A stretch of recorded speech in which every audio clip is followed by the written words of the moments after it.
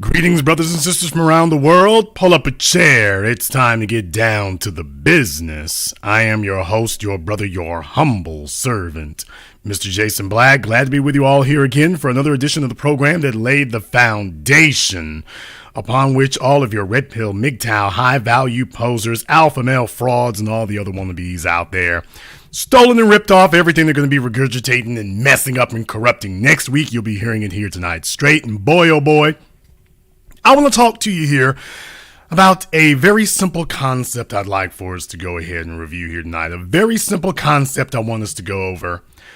What is really under the hood? And it sounds a little vague, and we're going to get into specifics here tonight.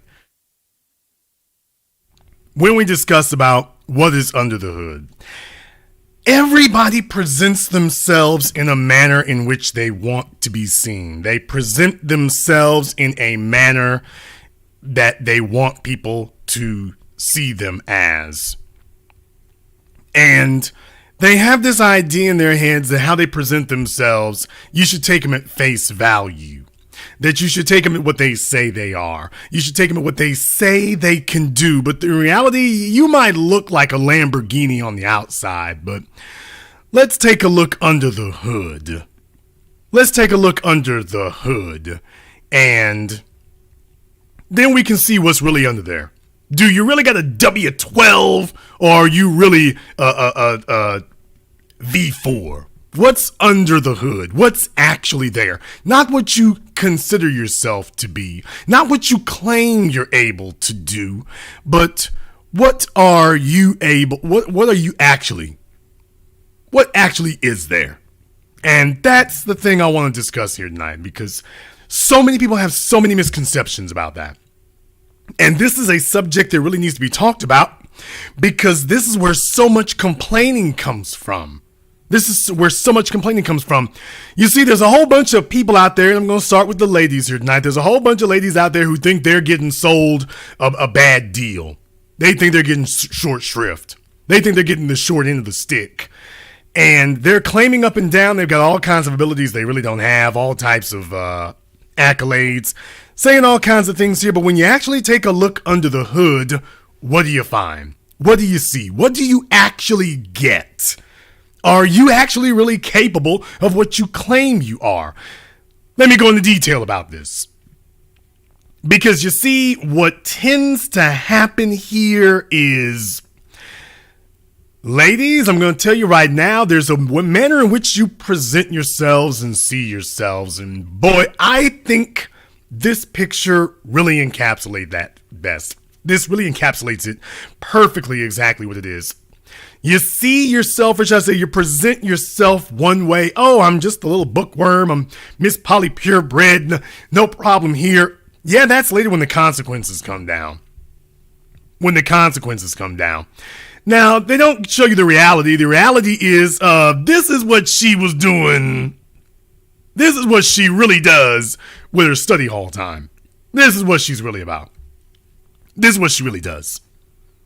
Man, she's presenting it one way, but man, oh man, you ask her what happened, and this is what was going on. This is what she tells you. And it sounds good and sounds cute until you actually start talking to them, until you actually start asking questions. Let me ask you about these books. Let me ask you about these studies. Let me ask you about these academic endeavors. Let me ask you about who you are. Let's talk about that. You claim, if I had $1 for every female I've ever met who told me that she loved history and philosophy and then could not tell me a damn thing about history or philosophy, boy, I'm telling you, I'd have a lot more money than I do now. And that's what happens when we look under the hood. You want a level of respect that you don't actually do. You want a level of respect that you're not actually owed. You want a level of respect and compliance that you don't actually qualify for. And when we look under the hood, we see how we actually need to treat you. Not the way in which you claim you want to be treated. Not the way in which you claim you want that. No, the manner in which you actually need to be treated here, which is commensurate with who and what you are. No, if you want to present yourself as a bookworm and then say, okay, respect me as a bookworm, but there might be a couple of issues with that. Might be a couple of problems we need to investigate a little bit further. You see, just because somebody presents a certain way doesn't mean that that's what they are. Just because she wears glasses and hangs out in the library, that doesn't mean that there's not a problem. Plenty of sluts, plenty of hoes with bad eyesight. Plenty of sluts, plenty of hoes with vision problems.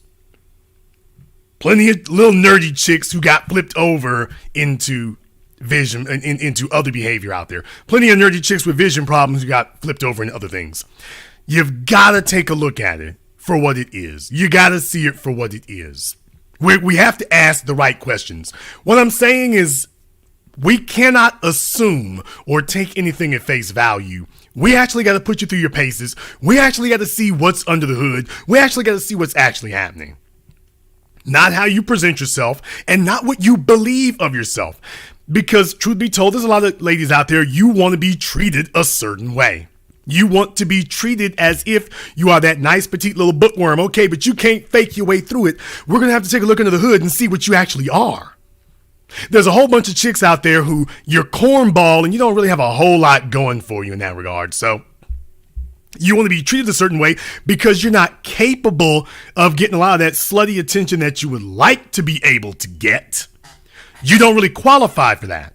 And because you don't actually qualify for it, I mean, what do you do when you're a little nerdy broad who wishes you could get some of this slutty attention because you think that's where it's at and everything? So you really, really envy them. You envy that raw sexual attention that they're able to exude, and you're just a little bit too cornball. And let's be very, very honest, the majority of females are just goofy and corny. You think that you look like the chicks here. In reality, you're just kind of corny.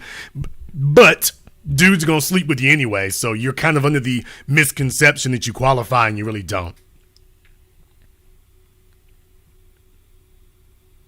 Then there's another group of you here. Oh boy. When you've started to get long in the tooth and the kids are getting old, you see, when your little bastard babies, if you're single moms out there, your little bastard babies are small little infants, that's one thing. But when they get old enough to go around the house and start raising havoc, it's not so cute anymore. So now you have to move on to a new phase. You don't qualify. You don't qualify to be able to get even little hood rat attention there. Now you got to get mommy attention. Oh boy. Now you got to look for a guy to be protector and provider. And how are you going to be able to entice them that? Well, you got to convince them that you have somehow transcended your little slut phase and whatnot, which in reality, there's no such thing as transcending a slut phase. A woman just simply matures through it. I don't mean matures out of it. She just gets older in her slut behavior. So you put on this spiritual thing, whether it's Afrocentrism, whether it is Buddhism, whether it is something else, and you never become experts at it. These females are never able to teach you about whatever their, so-called spiritual obsession is. It's never like that. It is never like that. Not at all. They claim up and down, they want you to believe this is something new. They want you to believe this is something novel. They want you to believe this is something they just discovered. But in reality, this is just the latest, the latest phase of what they do. They want to reinvent themselves. They want to be born again. They want to take on a new persona. They want to have a second chance here and whatnot. So then they would attempt to reinvent themselves as this spiritual being. In other words, focus on my spirituality, not at me. Problem. When we investigate your spirituality, we find out there's nothing there beneath the surface either. What's really under the hood? Is there really this enlightened, fully fleshed out, fully seasoned spiritual being? Or is there just a slut who is trying to put a spiritual spin on her sluttiness? That's why we have to ask the questions. It is essential that we ask the question, what's under the hood? What is really under the hood? Not how you portray yourself or how you present yourself. Let's take a look right here. What's really under that hood? What's really under there? Not what you think you're going to get away with. What's really there?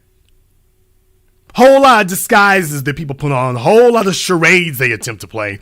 But in reality, when we scratch beneath the surface, we find out, I'll be damned, you can't tell us a verse from the Bible, the Quran, the Talmud. You can't do any of this. You can't give us any type of spiritual enlightenment. You can play dress up like Halloween, but you aren't able to do that.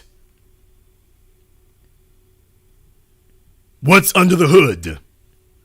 And how many fellas have gotten taken in because you didn't dig deep enough and didn't ask any questions? She had a nice ass, she had a nice smile, and you were sold on that. How many of you fellas listening to me right now, you're dealing with baby mama drama, you're dealing with ex-girlfriend drama, ex-wife drama, because you didn't look under the hood.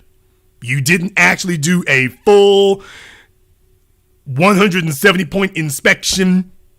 You didn't do any of that. You took it at face value.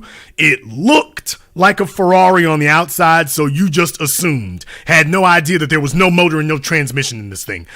Look under the hood. What's really under the hood? Because understand, a lot of these people are going through misconceptions of their own. They believe all kinds of things about themselves that are not actually factual. They have created an identity in themselves. They've created an identity in themselves and of themselves that they believe. You see, she really does believe that if she says I'm this super groovy spiritual guru, then it's reality. Shout out Erykah Badu. You see, this is what happens when females realize females do not attempt to exert power the way that males do. Females attempt to exert power by getting you to feel things. So if she can get you to buy into her supposed religiosity, you ignore the earlier phases of her life. When in reality, the earlier phases of her life are literally sitting right beside her on the couch. What's really under the hood? What is really under the hood? Let me just go ahead and break it down to you and explain it to you exactly what it is. If you're not wife material, it's going to show. If you're not really wife material, then when we take a look under the hood, we will not see a wife. If you're not really made for that, when we take a look under the hood, we're not going to see anything. That's why it's important and imperative and crucial that men do that. Fellas, you got to take a look at what's under the hood. You got to take a look at what's under the hood. You got to start daring to ask those questions. You can't just be so desperate to have something that you don't do any type of introspection, any type of evaluation. No question and no nothing. If it looks good, let's roll from there and it'll work out. Damn that. Have the courage to lift up the hood, crank up the motor if it has one. Let that thing warm up. See if it starts spitting smoke out of the tailpipes. See if it starts knocking and running funny. But they told you it's got a V8. Did you look under there to make sure it's a V8, not a V6 or a V4? Did you take a look at that? Did you actually look? Do you have the guts to do that? Or are you so desperate for a win that you just grab it, take it home, sight unseen, and we'll inspect it after we bought it? Whole lot of fellas out there dealing with a lifetime of misery because they bought something sight unseen and then inspected it after they did so. What's really under the hood? And you sit up here and allow them to play the game on you because they know what the game is. They know what you're really looking for. They know what you actually want. Let's be very, very clear. There isn't a single female walking the earth today, and certainly not in American society. They know exactly what the men are actually looking for. They're trying to figure out how they can con them out of into not giving it to them. Oh, we know what you want. You really are looking to wife up what's on the left, but all I can present to you is what's on the right. So let me see if I can fool you into believing that what's on the left is the authentic me, when in reality, that ain't. And you could avoid this by doing some questions here. Ask what's under the hood. Find out what's really under the hood. If she says she's about Afrocentrism, she should be able to teach you something. She should have some specific areas of specific knowledge. If all she can do is recite the name Malcolm X and can't tell you anything about his life, you're getting took. You need to have the guts to be able to acknowledge that. Oh man, they're running a scam. And the majority of them are. What's really under the hood? Whole bunch of women today have a whole bunch of complaints, and in reality, where those complaints actually stem from, where they actually come from, do they actually come from a genuine place where they've earned it, or does it come from a place where, the con job didn't work out very well? Why is it that too many guys were asking too many questions? And there's a real issue.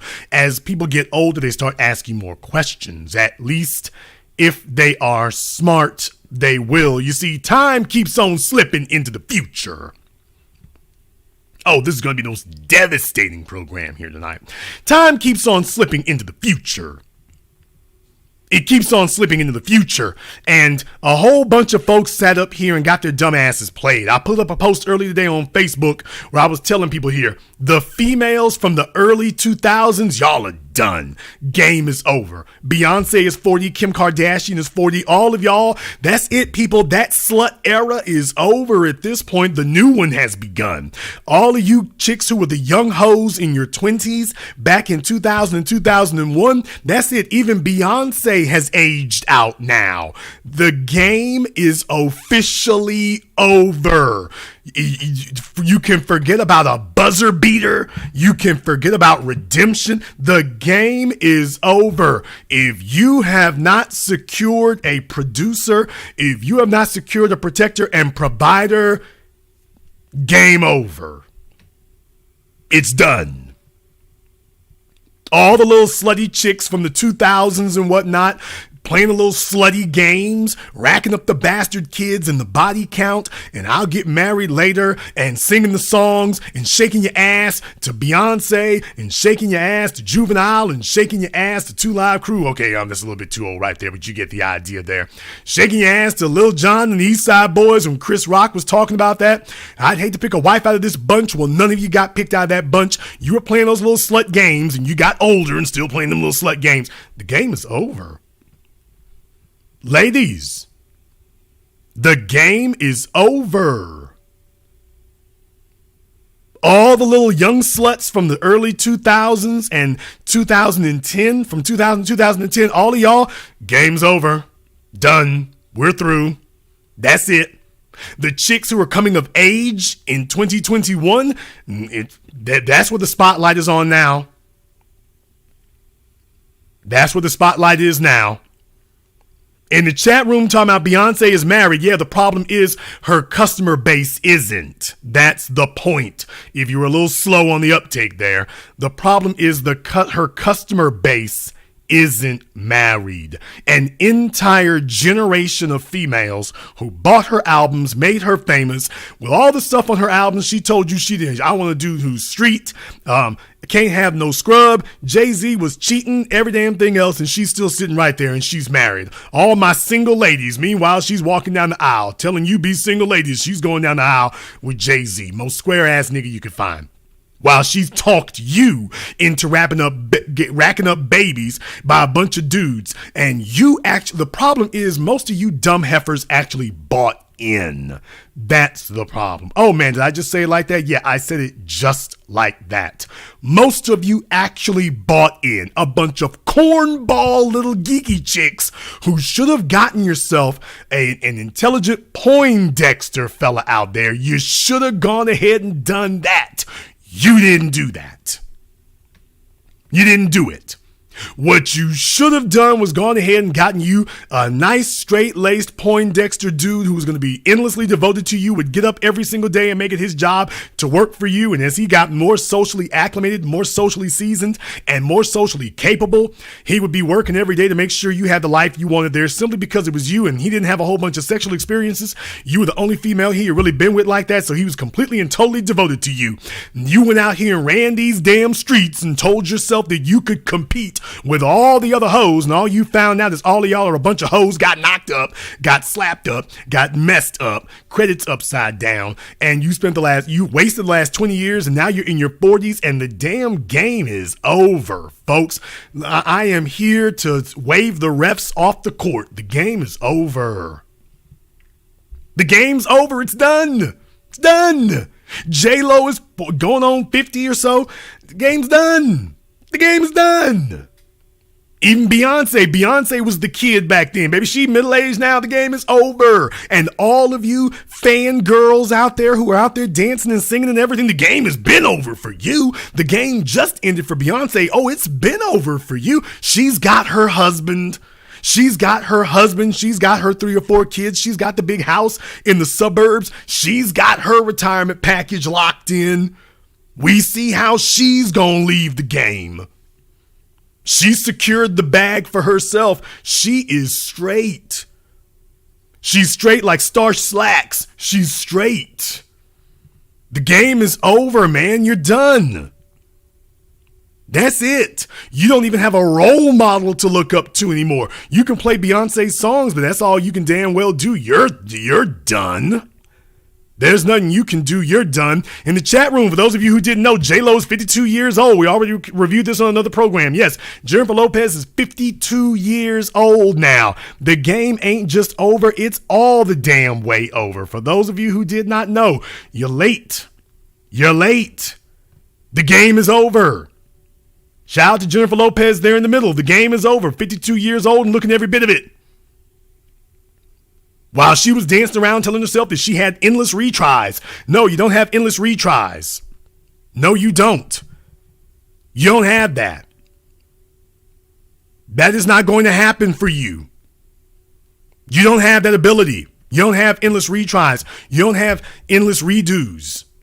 She sat out there and played around from the 2000s to now. That's it. 52 years old. Game is over. She's chasing around behind Ben Affleck now. You know why? Because dudes figured out what was under the hood. Not a whole lot. And when she should have gone ahead and locked somebody down from the beginning, didn't do that. What's under the hood? Ladies, you're going to find out one way or the other. If there's not a whole lot there, you get done. That's it. Asking a simple question here, what is under the hood? For a lot of you, you're going to find out the hard damn way here. The game is over right now. And a bunch of you are in denial. I understand that. Why? Because you've been telling yourself at any moment here, when I get ready to, I'm going to be like the pilot in the airplane. I'm going to pull back on the stick at the last minute and pull up the nose. And we're going to avoid nose diving straight into the ground. Don't worry. It's going to look here. The whole damn plane's going down, people. The whole damn plane is going down.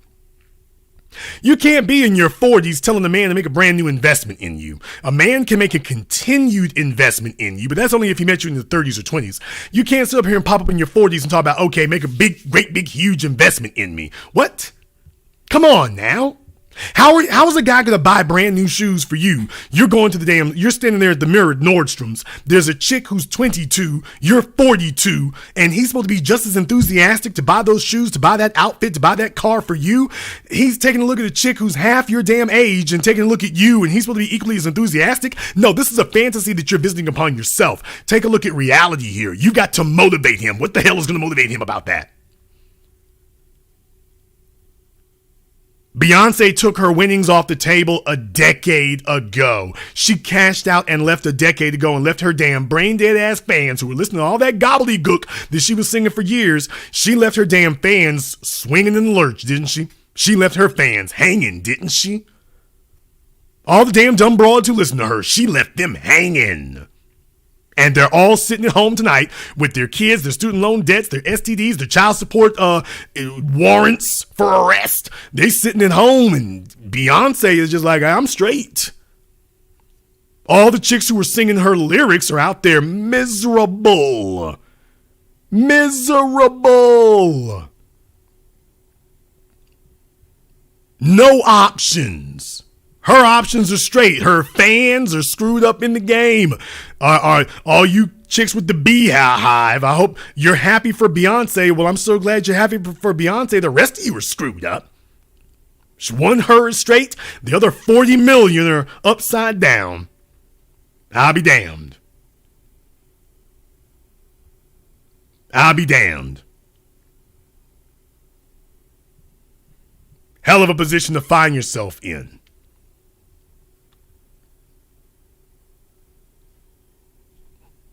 But fellas, I wouldn't want you to get too arrogant about that. Oh, no, I ain't forgot. No, guys. Because you see, I mean, I got to be honest with you here. I know for most of the fellas out there, there's a way in which you see yourself, and I get it. I understand.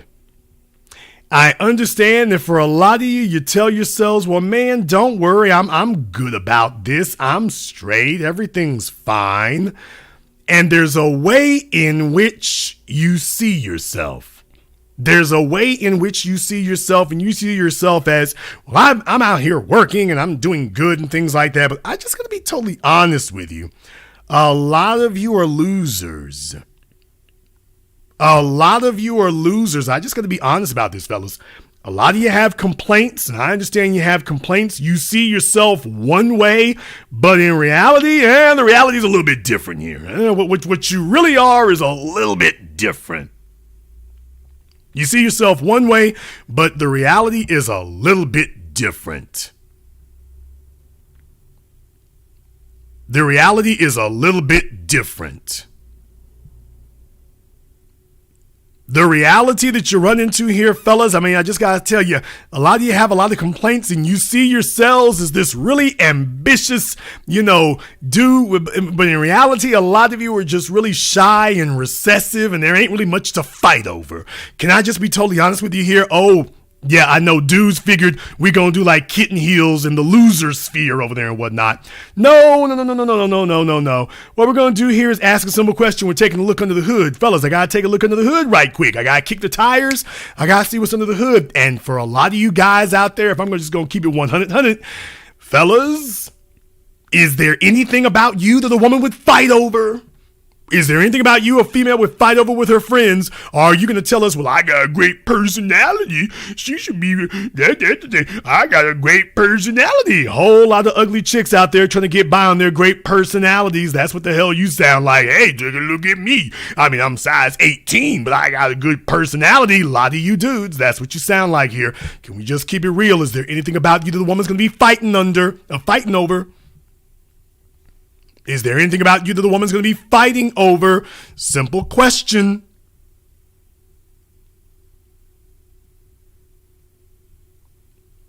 Guys, I know that's going to be rough for you to hear. You're used to dealing with Donovan Dull and Sex Doll Adams and Fresh and Misfit and a bunch of other loser niggas who conned you into financing their lifestyles. But in the meantime, you're still losing out here. Are you going to be honest with yourselves here? Fellas, you're doing a bunch of complaining because a lot of you guys have an overinflated sense of yourselves and an overinflated sense of your value. You think that what you bring to the table is all you really need to. And in reality, all you bring to the table is a very geeky personality in a lot of regards, but it's not fully developed. Got to just be honest about that. Just trying to be honest about that. Guys, ask yourselves before you get mad about the females and before you sit up here and think you're going to mock them for Beyonce misleading them. There's a whole bunch of you fellas who got misled by your anime and your manga books. Oh man, do I need to do a mic drop on that?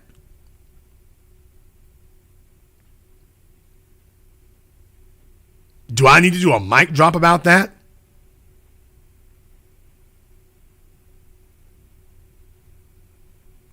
A lot of you fellas out there, you need to ask yourselves a very basic question. Is there anything about me that the females as a group would be fighting over? Because that's going to determine your value in that regard.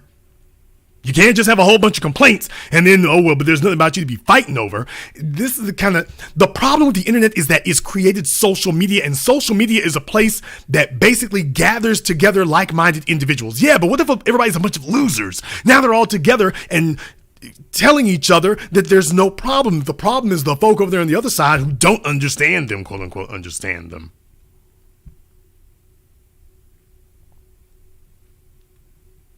And what I'm here to tell you is that, just like the females have gotten together in their mutual admiration. I remember an interview that Steve Austin did once. I'm talking about the professional wrestler, Stone Cold Steve Austin. He was talking about that. And he was with another wrestler named Primetime.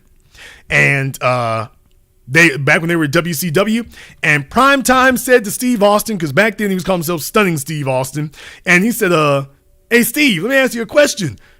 What's so stunning about Steve Austin? And Steve was like, well, not really sure there. I just thought it was a good name. In reality, needed to ask a question there about what's so Primetime about Primetime. But the point that Steve was making was there's a little bit of introspection there. A lot of fellas out here kind of see themselves as stunning Steve Austin and haven't asked the basic question here. By the way, what's so stunning? Gotta ask the basic question here. What's so stunning about you? What's really under the hood? You see, the basic thing I want you to understand is you gotta earn the right. Fellas, you're not gonna like this, but it's the damn truth, because you need to actually be a credible source of criticism. You have to be a credible source of criticism. You can dislike things you see. You can point out the nerdiness. You can point out her tattoos. You can try to point out inconsistencies if you want to. But the bottom line is your inconsistencies don't matter. You are irrelevant if you are not consequential. That's a tough pill to swallow, but that's the reality. You are irrelevant if you are not consequential. If you are a guy who is inconsequential, no one can hear your complaints. Nobody. Not the females, not even the males. That's why the winosphere doesn't take even phone calls from their own loser listener base. Even they don't want to hear you. Oh man, am I just hurting feelings every damn where. Even the leaders of the black winosphere, they don't take calls from their own listeners because even they don't want to hear from you losers. You know why? Because they made that mistake once or twice and realized there's nothing under the hood. They didn't want to put that back out there because they realized, shut them the hell up. They're going to mess up the brand. Shut them up. Man. All right. I'm hurting feelings here tonight.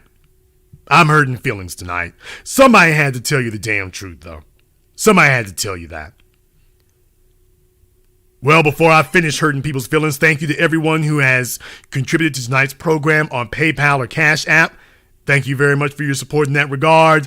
I know it's kind of tough out here, but we got to keep it going. Got to keep it going. When you start asking questions about what's under the hood, then we start asking about performance. Oh, well, let me go ahead and get the right picture up then. For performance, if we're going to talk about what's under the hood, we got to talk about your performance. We have to talk about how well you perform. We have to talk about, is your performance something that other people envy? We got to ask that. We have to ask that. Who envies your performance? Who envies that? Who would actually be fighting to have that? You see, just like as a man, you don't want to hear a woman sit up here and claim that she has some spiritual pedigree, some historical pedigree, some intellectual pedigree that she really doesn't have. There's a whole bunch of dumb hood rats out there, and there's a whole bunch of them got glasses. There's a whole bunch of females out there who look like they should otherwise be sharp and intelligent. In reality, there's not a damn thing going on behind those beady little eyeballs. What's under the hood?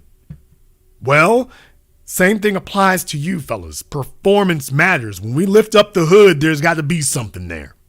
You see, there's the real reason why I don't respect individuals who take what they get here, go back to their channels, and then try to regurgitate it to their audiences and whatnot, because you can't give them the whole message because the whole message isn't in you. You don't live this. And because you don't live this, you can't teach this. If you actually sit and learn and become this, well, then you'd be able to do that. But basically, you're a guy running around wearing a muscle suit. So you go back to your channel and you regurgitate this to your listeners, but you screw it up right out of the gate. And when they ask you questions, the first thing you have to say is book a session or something else dumb to evade the conversation. But in reality, you can't help them. That's the problem that we have right now. What's under the hood?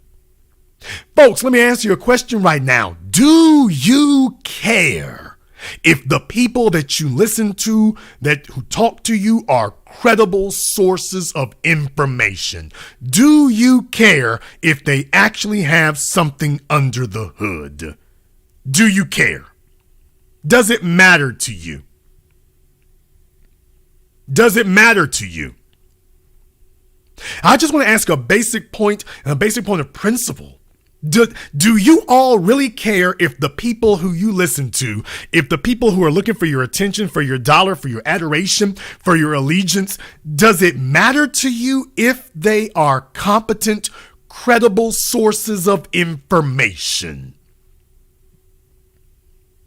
I'm just asking a basic question here. Does it matter to you if the stuff you're hearing is actually even accurate, or if it's some make-believe they pulled out of their intestines? I'm asking a basic question. Do you care if the person sitting up here bumping their gums in your ear actually knows what they're talking about, is actually an accurate, credible source of information, or is it just, well, everybody deserves to talk? I mean, some of what they say might be right, so why would I want to stop them there? They might be right. How many of you are in that bag?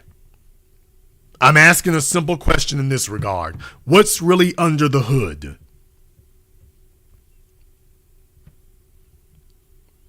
Because I want to get down below the surface here, and I want to make sure that people can actually validate what it is they say.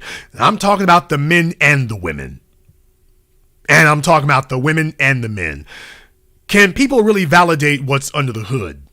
Can they really certify that there's something there? Because I suggest to you all tonight, I submit to you for your approval, that the reason why we have so many upset people right now is because when people start actually digging into each other a little bit, they find out that most of the people running around today are fakers, phonies, and frauds. Mic drop. The real reason why so many people are angry today, the real reason why there are so many relationship gurus who ain't helped a damn person get their relationship straightened out, the real reason for that is because most people are trying to get over on each other. They're trying to sell each other a lemon. They are violating the lemon laws. They are trying to sell each other a lemon. The guys are trying to get over on the girls are trying to get over on the guys, instead of everyone being an honest broker. You have a bunch of people out here, selling Pintos and trying to convince people that they're running a Lamborghini dealership. Meanwhile, it's a bunch of Ford Pintos on the lot. That's what you're dealing with now. And instead of you going through the work to become an actual Lamborghini dealership, you're instead sitting up here trying to get over on everybody else. The females are trying to get over on the men are trying to get over on the females, and most people are not getting what they actually want, which is why everybody is fighting and arguing to try to get everything they possibly can up front, which is why nobody wants to hear about potential anymore. They want to go for the guy who has already got it all. They don't want to hear about anything else. They want to go for the guy who's already got it. They don't want to hear about potential. You know why? Because everybody's out here faking and trying to get over on everybody else. So the only way you can defeat that is to make sure the person's already able to produce the goods when you meet them. There is no time for growth. We cannot prospect because the chicks are trying to get over on the guys and the guys are trying to get over on the girls. So with the female, we got to see everything you working with when you walk in the door. And for the fellas, we got to show your bank account, your credit card statements, your credit score. We got to see everything when you walk in the door now. Why? Because everybody's phony. Everybody's fraudulent. And then people get mad at me. I had some dustball nigga sit up here and tell me that I was hating because I was saying that black males talking about white men are the most oppressed. Had some dirtball sitting up here talking about, ooh, that's hating. Who in the hell is raising these little cowpoke niggas out here? Who's doing that? You got your face so far up white daddy's rump. Take a look at him. He's not even embarrassed to say something like that, defending Fresh and Misfit, of course. So if you thought those two practical jokers were a victimless crime, think again. You see, when you have individuals who make you comfortable in your failure, comfortable in your lack of performance, that's not going to be a temporary thing that plagues you for a little bit of time. That is going to be a permanent thing that will plague you for the rest of your life. A lot of guys don't like that because they don't want to hear from somebody who's sitting up here letting them know, hey, there is a standard.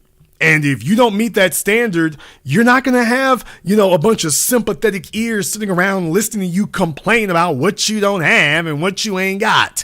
Now, the internet has created a situation where these guys sit up here, and if there's nobody to listen to them and nobody to hear them, well, we'll just go ahead and pretend everything's okay. That's what they're doing. They have support now. They have moral support, something they used to not have. It used to be that when you were the little losing nigga right here, that was it. The females didn't fool with you. The guys didn't fool with you. Everybody was like, hey, call us back when you get your weight up. We knew you were a little fraudulent dude walking in the door. Today, they can sit here and get together on Facebook, Instagram, Twitter, Snapchat, gather together, call themselves the Manosphere, continue to fail. None of them are balling out of control with nothing. None of them are anything of consequence. Get them together. Everything they talk about is make-believe and conjecture. And then when I tell them, hey, we only talk about facts, and they say, oh, that's hating. You talking about facts, that's hating. No. You have to be able to show proof. That's hating. You talking about hating. Let's talk about the girl. Now let's talk about you, because you don't have control of females. That's how stupid that is. You don't have control of the women. You only have control of yourself. We should be discussing you, because the only thing in this world you have control of is you. You've only got control of yourself. And if you would actually exercise control of yourself, the environment around you will respond. But you know what? It's damn hard work to get an environment to respond to you. That's hard ass work. That's hard work.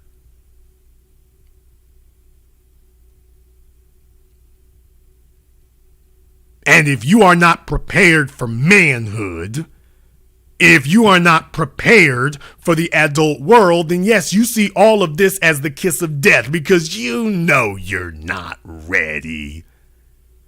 You know you're not ready, and you know that if a female looks under the hood, and for a guy, just understand, fellas, it's easy to look under the hood of a man. It's easy to look under a man's hood. Not very hard at all. It is not hard at all to look under a man's hood.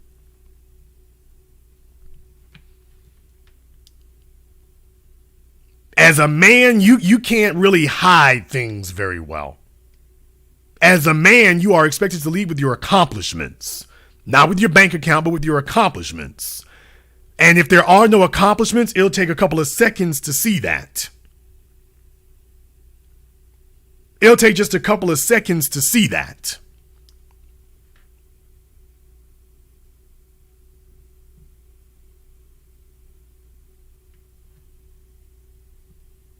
You can't pretend about it.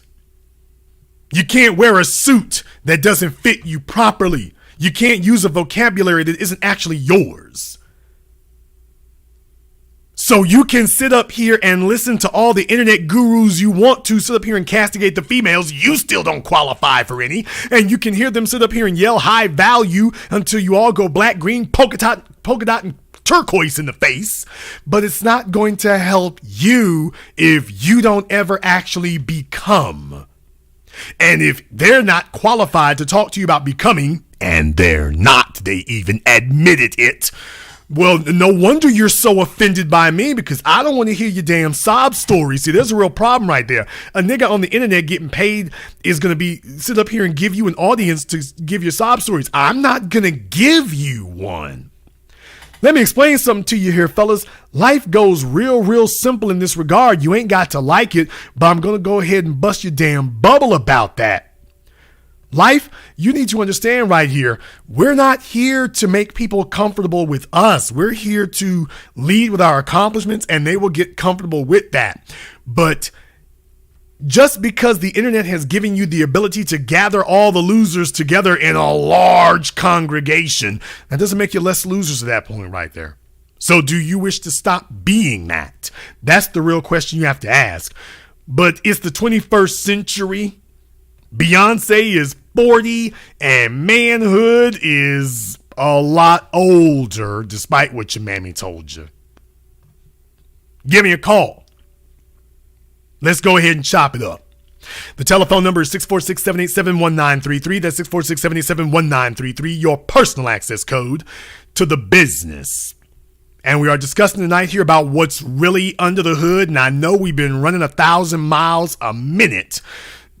Since we started the program, we started off super fast, but I wanted us to just jump hip deep right off into it. What's really under the hood? Most of folks today are fake. Most folks today are phony. Most folks today are trying to get over on each other. We ain't got a lot of real women out here. We don't have a lot of real men. That's a damn shame. We really don't. Most of these people out here are unfit for battle, not ready for work, not ready for adulthood, big overgrown children in desperate need of therapy, which is why they've given them medications. We don't have a whole bunch of grown folk out here. Adulthood is a foreign concept for so many people. We don't have a lot of adults out here. We just don't. We just don't. Because we kick the tires and check into the hood and realize, you ain't real. You're not adult. You're pretending to be. I want to talk about what it really is.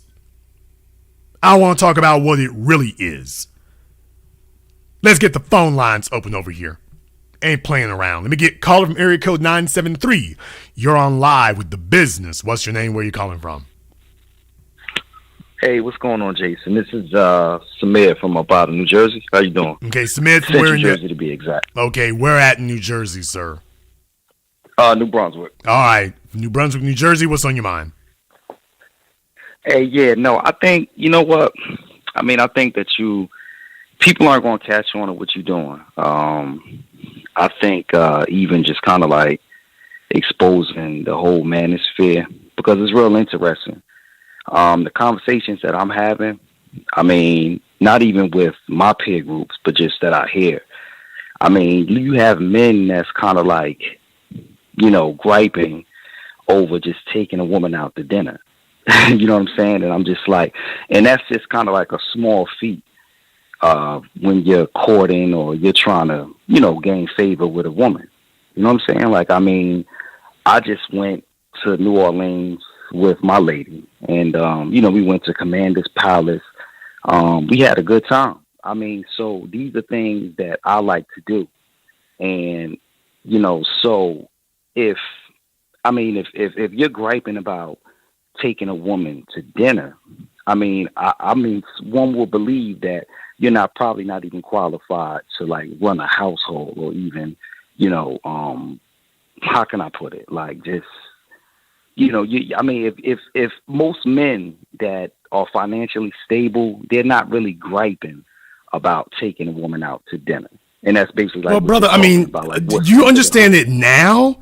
Your so-called, when you finally did give your black winosphere, a black manosphere, an opportunity to get together, they started talking about buying prostitutes.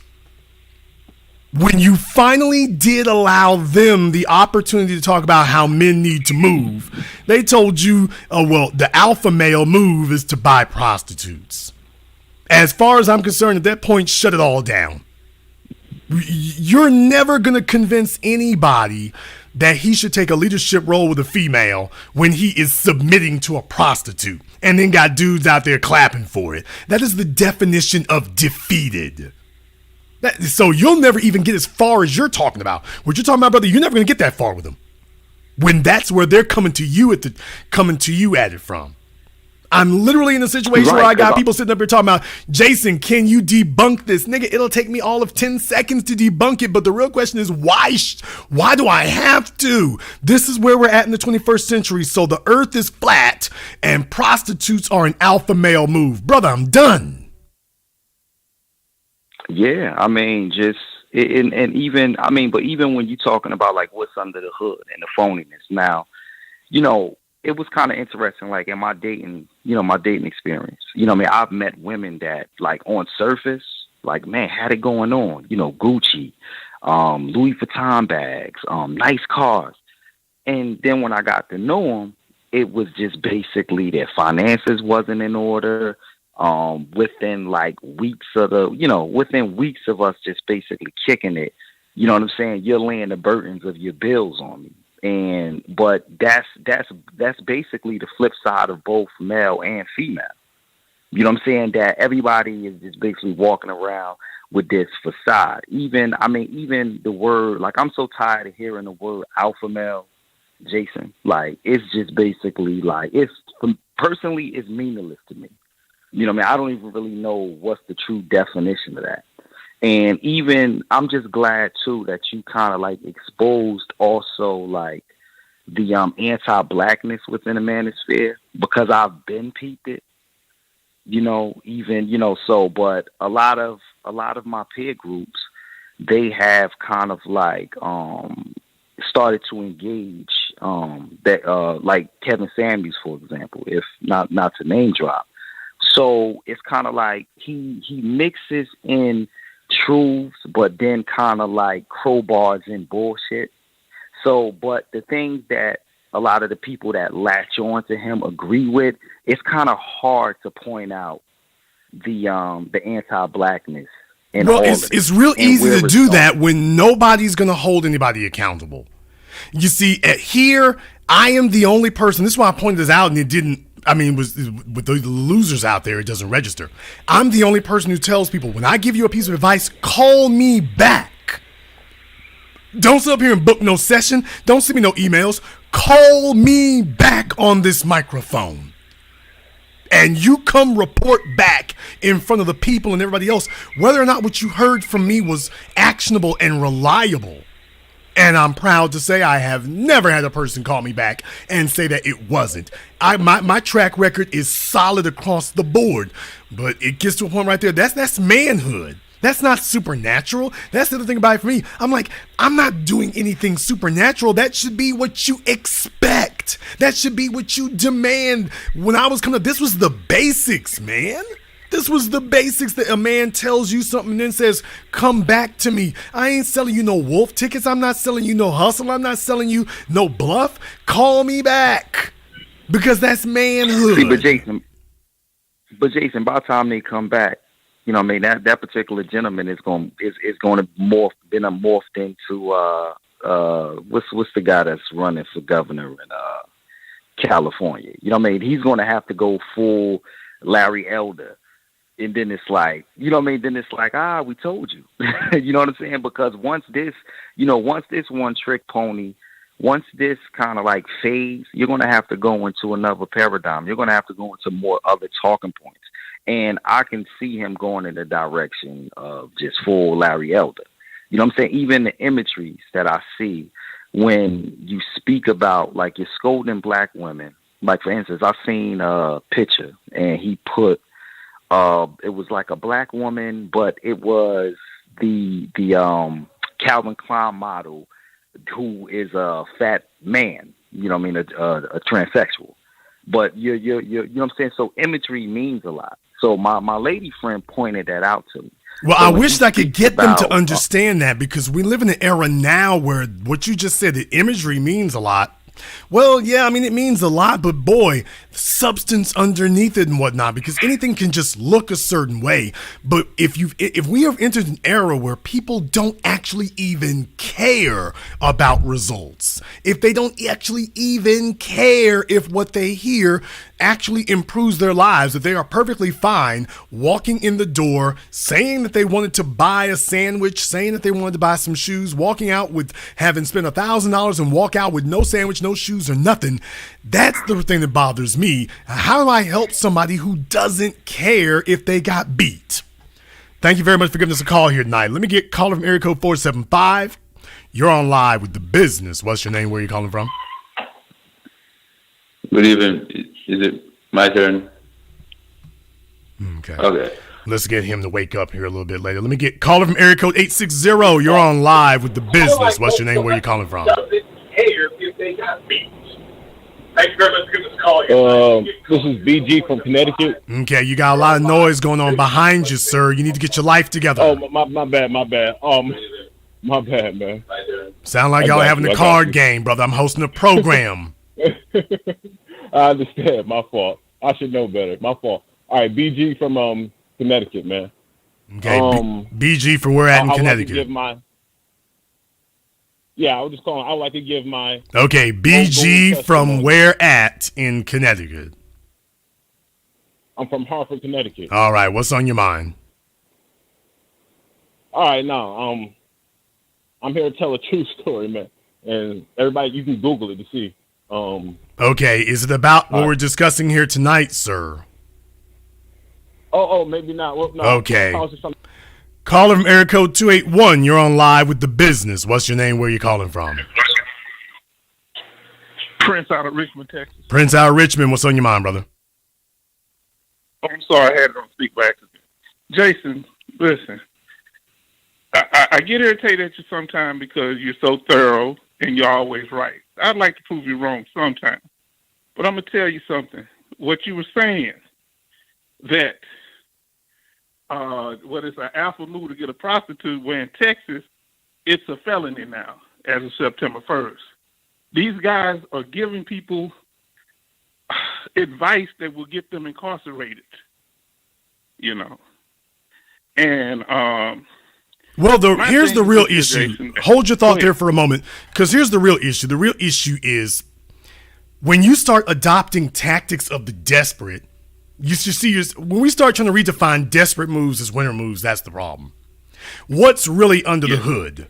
If you were a loser, see, Prince, this is why I want to talk about this tonight. If you were a loser, would you actually even know?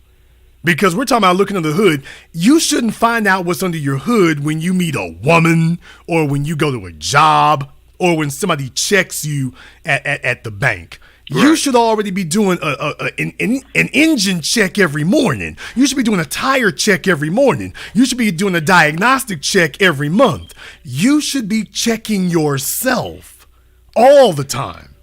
You should be doing an inventory all the Right. time. You should never be caught at the intersection of Maine and Houston and find out that the spark plugs aren't working right, or the alternator is burned out, or your belt is worn out. You shouldn't get out there before you find the oil needs to be changed. You're supposed to be on top of that, man. Do you even know what's under your own hood? So no wonder you end up listening to perilously bad advice if you've never actually done an inventory to find out what's under your own hood. What I believe is that they know, or they get shocked. Let's say when if a man is in a group of women and a real man walks in, the women will respond. Women pay attention to things. They pay attention to how other men respond to us. And when other men show us their respect, acknowledgement when we're in the room, whether these men are strong or weak, they have to acknowledge that you're there because of the way the women are addressing you. And a lot of times they'll walk up trying to make small talk. These guys. See, so you can't fake it. Now with women, I got to ask you a question about with women. Do you think women are really, when they say they don't know, do you think they really don't know when it comes to a man perpetrating a fraud, pretending? Do you think they really don't know? Well, it depends on what he's perpetrating the fraud about. No, yeah. So when the man is telling them that they're this, they're promoting themselves as a real man, a protector, and a provider. Women are not that slow.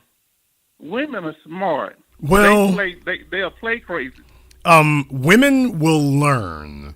I'll say that. If she didn't grow up in a household with a man in the house, then she doesn't really have a frame of reference for what a true protector and provider does. So she's going to have to learn. But the thing is, she's got instincts for that. I mean, nature doesn't lead women to go out and be workhorses. So if you don't really fill in that gap, understand biology is going to take over. Just like as a man, our survival instinct is inherent in our DNA. That's not really something we need somebody to teach us. So when we're in a dangerous situation, we reflexively know how to respond. When a female is suffering the consequences of having a weak male who is not fulfilling the biological prerogative, even if she wasn't formally trained, biology is going to take over at some point and she's going to learn. Now, whether or not she ends up being a dumbass broad knocked up with some kids and some student loan debts and other problems, that's a different matter. So my answer to you is if she don't know, she gonna find out. Okay. But at a certain point, however, there are no dumb females. By the time they hit their late 20s, there are no dumb females. It's just females there are females who play dumb and females who don't play dumb by the time they hit their late 20s. Well, Jason, that's when you push the button, that irritates me. Because what do they often say? I can't help who I love. I was young. I was going through my whole phase. All these excuses that they use, but you saying they know what they're doing, even though they're making these excuses. Oh, absolutely. Once they get to a certain age, absolutely. Absolutely. What they are attempting to do is they are attempting to appeal to your sympathy. So, brother, I've met females who were 50-something years old talking about they didn't know what they was doing with their draws. I met chicks 50 years old, just finished going off doing some hoe stuff and telling me what they don't know what they doing. So if they think they can get away with that, just like I said, that's playing dumb. Now, the problem with that is there are enough people who pander to them to make them feel that they're sympathetic. But if they kept running into a brick wall every time they did it, then the word would get around, oh, that doesn't work anymore. Just like as you and I both know, in our lifetimes, we have watched in our lifetimes, you and I have watched females used to say, remember the two biggest lies they used to say? The birth control failed and I want to get a divorce, but he won't let me. Now, remember, when you and I are much younger, remember females used to try those two all the time. Oh, well, I want to get, she's married and she can damn well be running out here sleeping with a bunch of dudes talking about, oh, well, I want to get divorced, but he won't let me. So what they were relying on is you to be ignorant of the divorce laws. And then, of course, with birth control, for you not to know, there's almost 3 dozen forms of birth control for women. So it isn't that she doesn't know, because if you get her pregnant, all of a sudden she becomes a scholar of child support laws.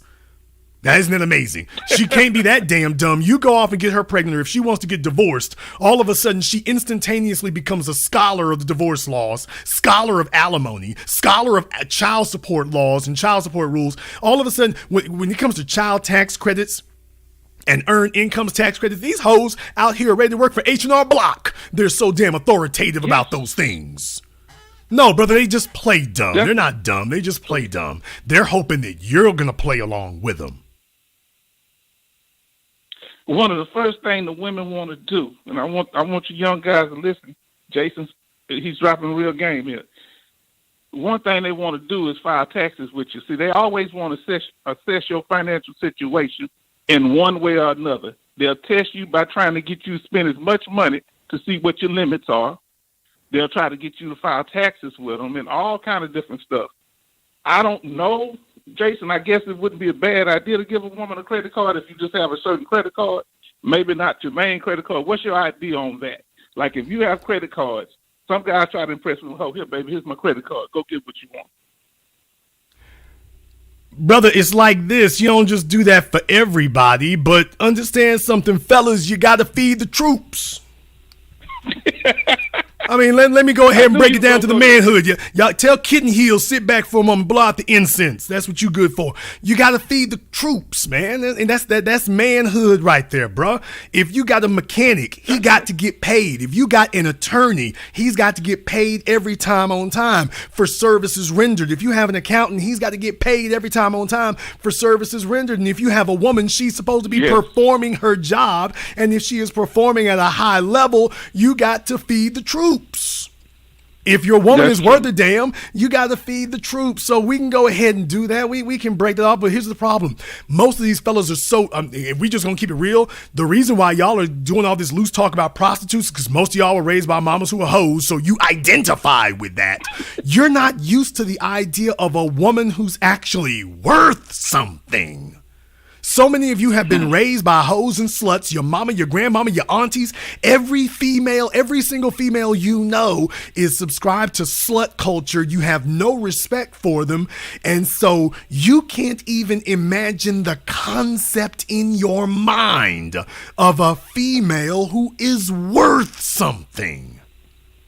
You're devoid of it. You have become the male counterpart to the very Oprah Winfrey jaded females you claim that you're against. Now, I didn't say you have to give her a damn platinum card, but what I am saying is if she's contributed like she should, remember when I said we need to, for those of you who are not members of my Patreon, you probably didn't see the program I did about being a working kept woman. I'm a member. Okay, well, I did my program about, I'm talking about everybody else, not you, but being a working kept woman. If she is fulfilling her duties as your working kept woman, absolutely, you gotta feed the troops.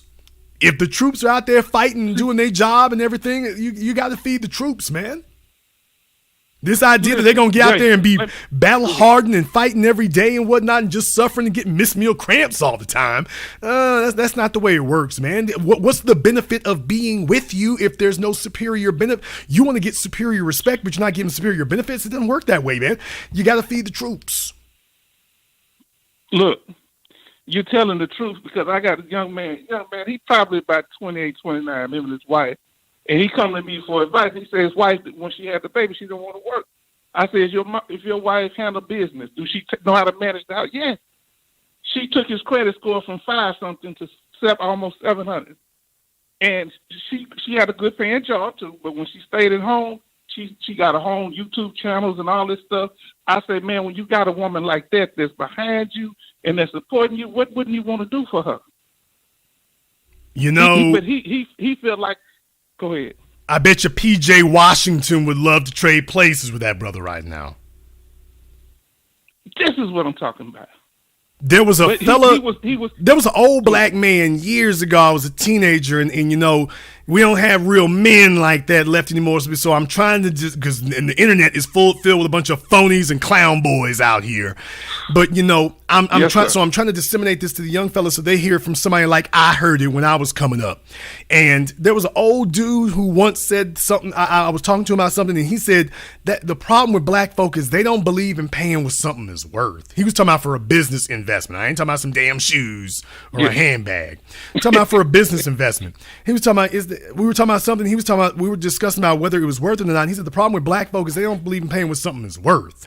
They'll go off and go pay top dollar for shoes, but for something that will make them money, they want to sit up here and pinch pennies on it.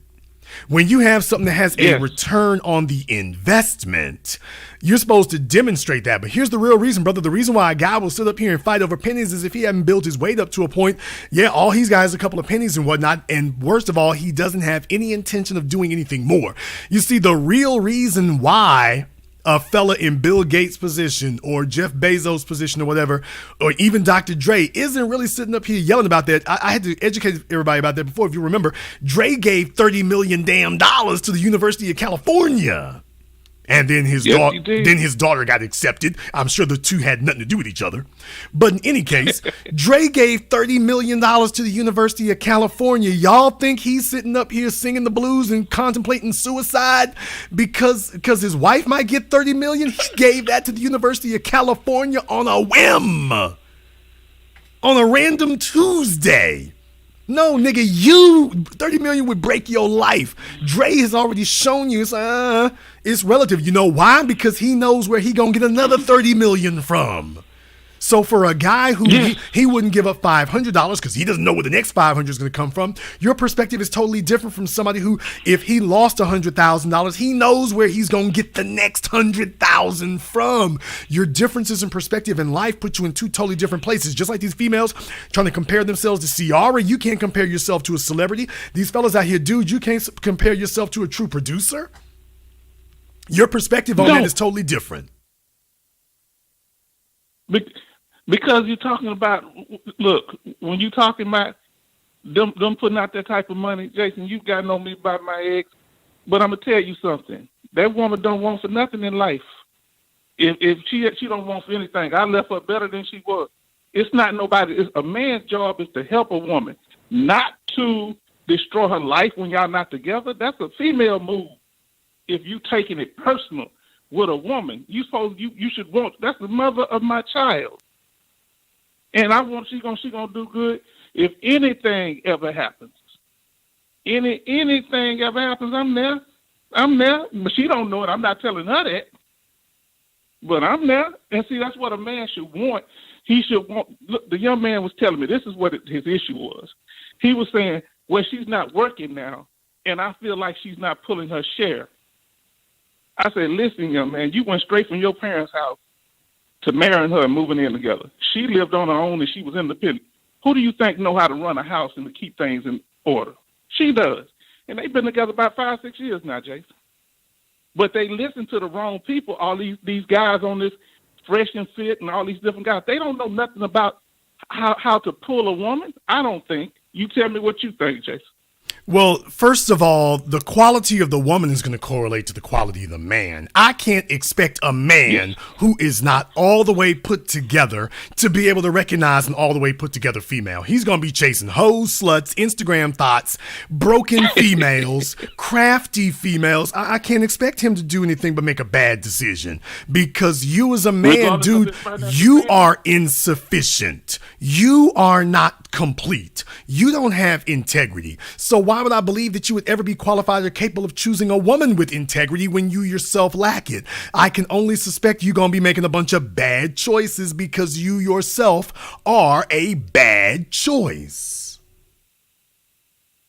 So they should get themselves straight before they get their money straight. Dude, or at least team reflects leadership. Team reflects leadership. So no if the team is messed, take a look at the leadership of the team, and I will tell you what the team is going to be. You don't give them a break, Jason. You don't give them a break. I ain't got to. So you saying it don't matter how much money they pulling in. If they don't have their business together, they might attract the women, but they're not going to pull the quality women. Or what are you saying? If he is not a complete qualified man, there's not going to be very much money from productivity because you have to be driven to do that. That has to be something that drives you outside of a woman. If a woman drives you to make money, you ain't never going to make no money. You'll never do it consistently. That has to come from within you. So first of all, you'll never get there if you don't have that integrity within yourself. First of all, you're never going to get there. But secondly, even after you have it, you're not going to keep it if you don't have an agenda. So you have to be a person who's got an agenda already, and then you bring a woman and a lawyer and a banker. You bring them into the agenda that you've already built. You're not supposed to get a female and then get an agenda. You're supposed to have an agenda, and everything else is a side effect. This is where we get things screwed up. See, dudes go out here and chase money so they can make it easier to get females. That's the problem. Right. Instead of seeing it for what it is, that you chase performance, you chase accomplishments, and then females and an easier life and good credit and cars and all the rest of those things are a side effect of you becoming great. That's how that works. That's why Jason, I want y'all to listen. Jason said, lead not with your wallet or bank account, lead with your accomplishments. Because if you leading with your bank account, that's no more than being a sugar daddy or a trick. And furthermore, you're not supposed to do that because a woman's not supposed to know how much money you got. All she's supposed to know is the business gets handled. She's not supposed to know how much money you got. To me, that's you trying to qualify to her. She's supposed to qualify to you. She's supposed to qualify to you. See, here's the real problem about this. When you're dealing when we talk about manhood, if we're going to talk about manhood here for a moment, you ain't supposed to have to tell her you the man. She's supposed to see you the man. So that's why I had to correct the manosphere years ago and stuff. I'm like, you clowns out here talking about bring to the table. Nigga, I am the table. As the man, you are the table. She ain't supposed to be coming over here to sit down unless she is qualified to be here. You know why a table got legs? So that son of a gun can get up and walk if it needs to. Who are you trying to walk up on me? No, you can't sit over here. No. And then she's supposed to qualify to sit at the table. Here's the problem. If you are not a complete man, you don't have any option. You got to take whoever walks up to the table. But you're supposed to be the table. The agenda is supposed to already be in place, and she is brought into it if she is so blessed to be so. But brother, it's going to take a lot for you to see yourself as the agenda, to see yourself as the table. It's going to take a whole lot for that to occur. That's not going to just happen out of nowhere. You got to have a whole lot. I'll let you have the last word. Okay. Well, Jason, I really appreciate you, man. I appreciate what you're doing for the young man, what you've done for me. And I just want to say, like with the guys, Fresh and Fit and all them guys, I don't mean to drop name drop, but that guy had money, but he go get with an Instagram model porn star. It just don't make no sense. These guys are not prepared for anything, and they need to listen to the men. And what type of women do they have, mothers and grandmothers in their life that allows that? My grandmother would tell you, don't you bring a trashy woman in. She said, you supposed to take trash out the house, not in my house. So that's all I got to say, Jason. Thank you very much for giving this call tonight. Please do give us a call again. Let me get caller from area code 240. You're on live with The Business. What's your name? Where are you calling from? My name's Kurt. I'm calling from Swarthmore, Pennsylvania. Okay, Kurt, you're calling from where at in Pennsylvania? Swarthmore. It's right outside Philly. All right, Swarthmore, Pennsylvania. What's on your mind? I was calling. I feel like people worship facade. Like, if you look at Cardi B, she had all her kids in her marriage. She won't let her daughter listen to her music. And she has a man. But women are out here trying to throw around WAP, and it confuses people. And with social media, it allows you to go into infinite echo chambers of just people patting you on the ass and shit. So nobody's able to really, if that's all you're looking for, you don't really understand. They don't even see what she's doing something completely different with her personal life. they can't separate the entertainment. Like anything with the manosphere is entertainment. I never needed somebody to tell me how to pick up women. If you could be simple. Show interest in females that show interest in you. If you don't like the females that are interested in you, then maybe you should change something about yourself. Well, yeah, that's a very good point or position to start from. But here's the real problem. The real problem is we shouldn't be discussing women. That's why they don't like what I do. I'm like, hey, fellas, if you really want to change the world around you, you have to start with yourself. If you are a weak individual, you won't be able to change anything around you. You're going to have to become a capable person first. Problem in the internet, we've had a bunch of individuals who can just sit up here and turn a cell phone, call themselves capable, and then there are so many other incapable individuals that they just gather together now. Hell, Facebook puts them together in groups, and now it's gotten to this big morass of individuals who don't know anything. So the females are completely lost and wayward. They've gone from Beyonce misleading them with single ladies, and you and I both know we were there listening to it when it happened, knowing that was bullcrap, knowing that this was a life she wasn't even leading, listening to you and I were listening to females around us singing this song. Y'all are single. It's like, she got a husband. What are you doing? And that's at the point, that's when it stops being a joke. It stops being funny at that point. Yeah. I can't laugh and call it entertainment when I know that there are people out there actually trying to live it. Cardi B was trying to live it till she got married and realized, oh hell, this ain't no place for me. There are folks out here actually trying to live this and then thinking they can smart off to you and me talking about, it doesn't matter how many kids I have, take a look at Ciara. As if that has any relation to your life whatsoever. Thank you very much for giving us a call tonight. Let me get called from area code 314. You're on live with The Business. What's your name? Where are you calling from? This is Ace calling from St. Louis, Missouri. Ace calling from St. Louis. What's on your mind? I just wanted to see if you mind unpacking that irrelevant, if not consequential. Okay.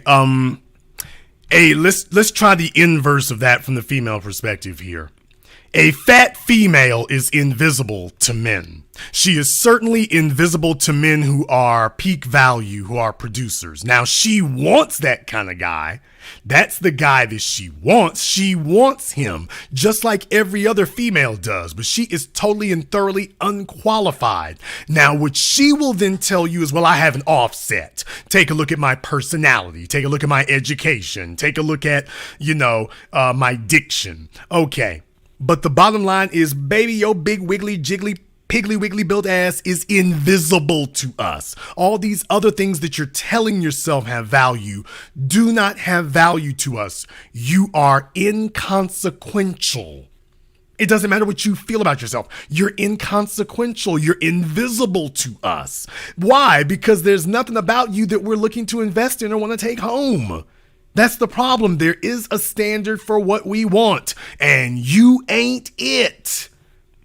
And you're not going to bully us into dropping our standards so that you can qualify. No, you don't. You're going to have to get yourself together before we even think of having a discussion with you. You are inconsequential. If you didn't show up tonight, we would be just as happy. As a matter of fact, we'd be a little more happy. And the only reason why we're not fuming mad is because we don't really see you. I mean, we see you, we can't miss you. Physically, we know you're in the room, but we are psychologically avoiding you.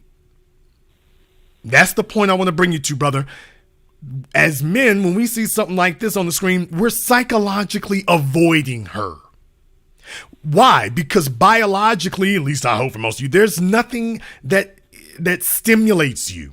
There is nothing that touches that masculine part of you that responds to a feminine woman. There's nothing about this that you find attractive. Nothing about this that drives you. Drives you nuts, but there's nothing about this that drives you attracted.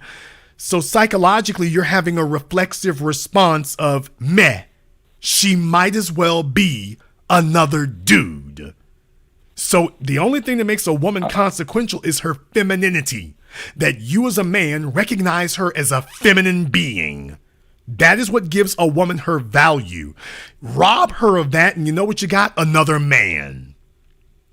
smaller, weaker, maybe bigger, but it's just another dude. And a female that's the problem with, oh, I just got to say it like it is right now, about to get in every type of candy-coated flavor of trouble there is out there, but I just got to go ahead and say it. Brother, the reason why women don't like it when we talk about age, the reason that they don't like that, the reason why they find that to be so damn offensive is because they understand that once a woman reaches a certain age, men psychologically, emotionally, and reflexively respond to her like a dude. I was at the store earlier today. There was a very nice little old lady who was checking out my things. It's all very nice and everything. She might as well have been a dude. I absolutely had no physical reaction to her whatsoever. None. It's a female. She's right there. She's grinning. She's laughing. She's everything else. I got nothing for you. If I'm just going to be totally honest, you're not, for the type of attention you're looking for, you're not consequential. Now, I said all that, and that brings me back to what you were asking here before. Brother, what females need from a man is protection, provision, stability, competence, performance.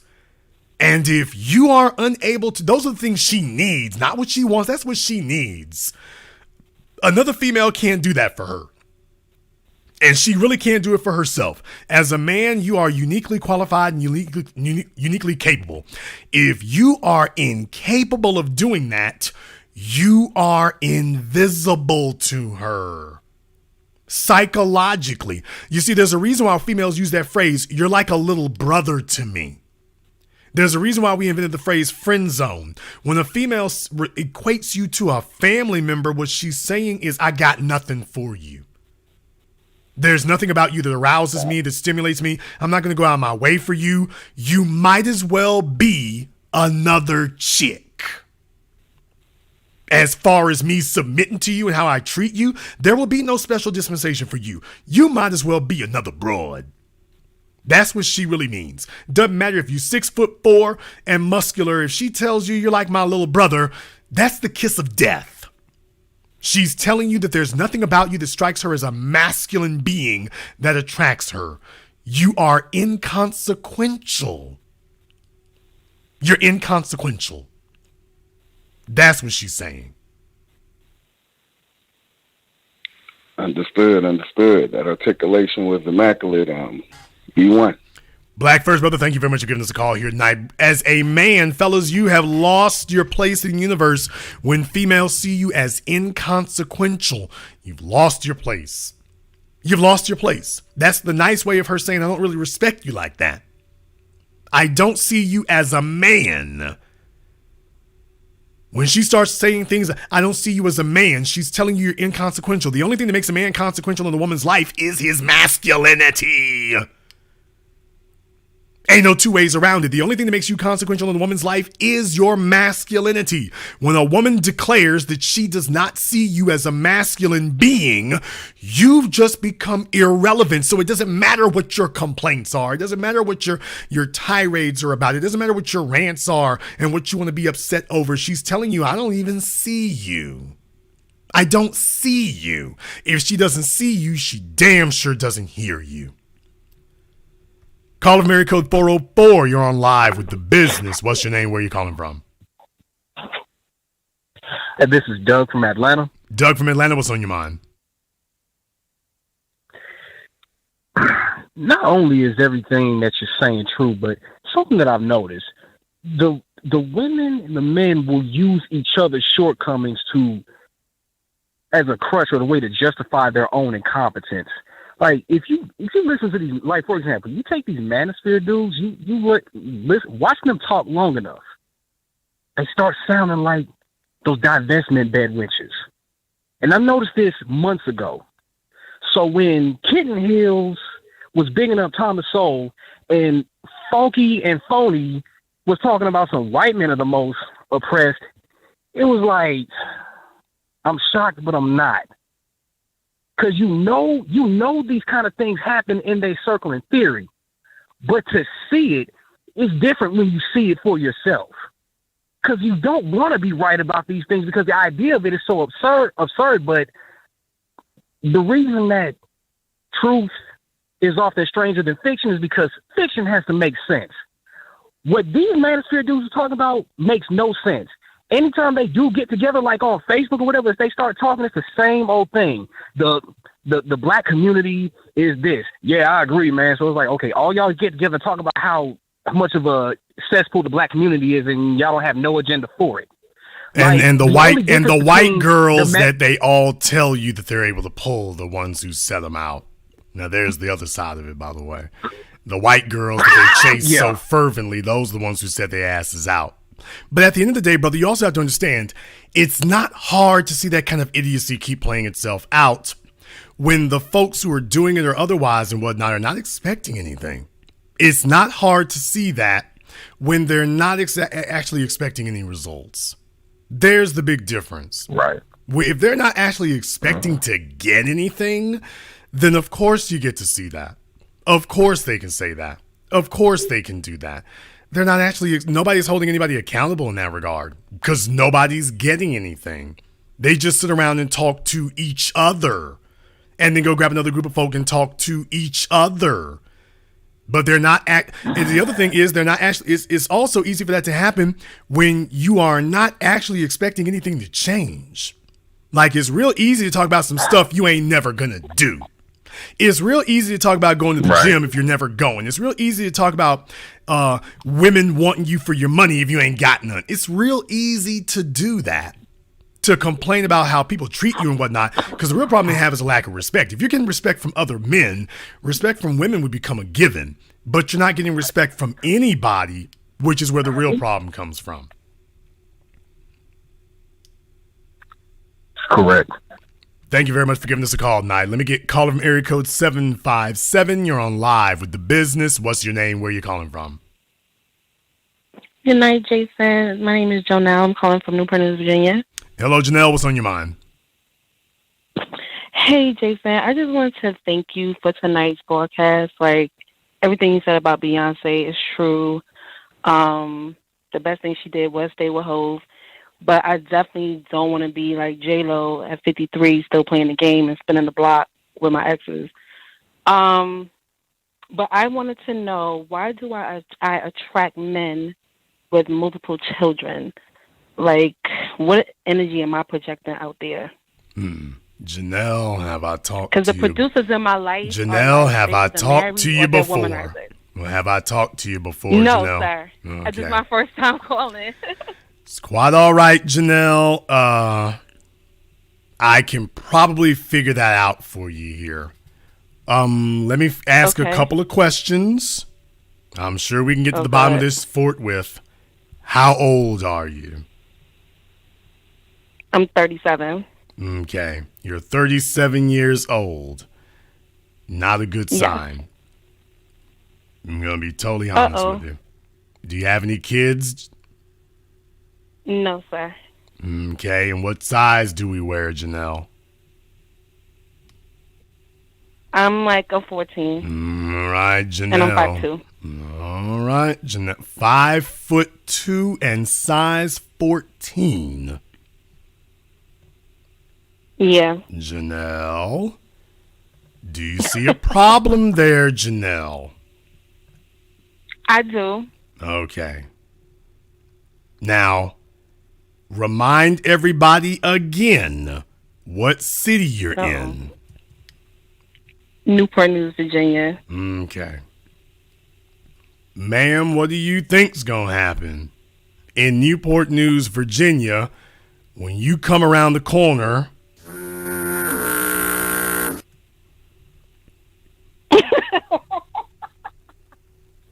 Baby, I'm not being mean. I'm just saying, if you've thought this over for a few moments here, what are you I still get play though, Jason. You get play. Okay, clear. Okay, yes, you get play from a bunch of baby daddies and losers who ain't got no better options. Yeah, you certainly do. You certainly do. You're 5'2" and you're built like two basketballs stacked on top of each other. And what I'm saying is that these are the results you're going to get, especially being in Newport News and whatnot. You might have some options, but baby, you're invisible. Except to the dudes who are like, yeah, That's take a look at her. Virginia Beach, like it's Baby, okay, but it's by Virginia Beach, but are you beach body ready? You just invoked the beach. What part of you is ready for the beach? okay. So once I get down, Ma'am, to a okay. 5'7", No. Let's not do that. Let's not do that now. Back up. Okay. I didn't ask a rhetorical question. That was a serious question. What part of you just invoked the beach? What part of you is ready for that beach? Nothing. So what I'm saying is at 37 years old, think about that for a few moments. You're not 17, you're not 27, you're 37 years old, and what you are communicating to men is you don't give a damn. You don't give a damn about yourself. Baby, you don't give a damn. A man's not looking for you to be his protector and provider. You're the one who brings the femininity, and there's not very much feminine about a size 14, 5'2", 37 years. You're damn near middle age. 5'2", Right. size 14, middle age. Hey, what type of man would like to get me? Baby, you just found out. The baby daddies, the chronically unemployed. That's what you qualify for at middle age size 14. That's what a middle age size 14 can get in coastal Virginia. Absolutely. And by the way, you know this. Baby, you ain't up to code. Come on now. You're not up to code. For everybody who lives in one of them beach places and whatnot, or near those, Virginia Beach, Myrtle Beach, all up and down the East Coast, baby, you breaking the law. And don't get me wrong, you're starting to see more fat chicks running and waddling around the beaches now and whatnot. You know what? Yeah, you're seeing that. But guess what you're seeing? You're all seeing all them hoes together like a bunch of pack of piglets by themselves. There are no men with them. This is how sick, and I'm going to say what it is. This is how sick and imbalanced the females today have become. They have become so sick and imbalanced that they are so determined to keep engaging in this dysfunctional behavior that the only company they can get now is with each other.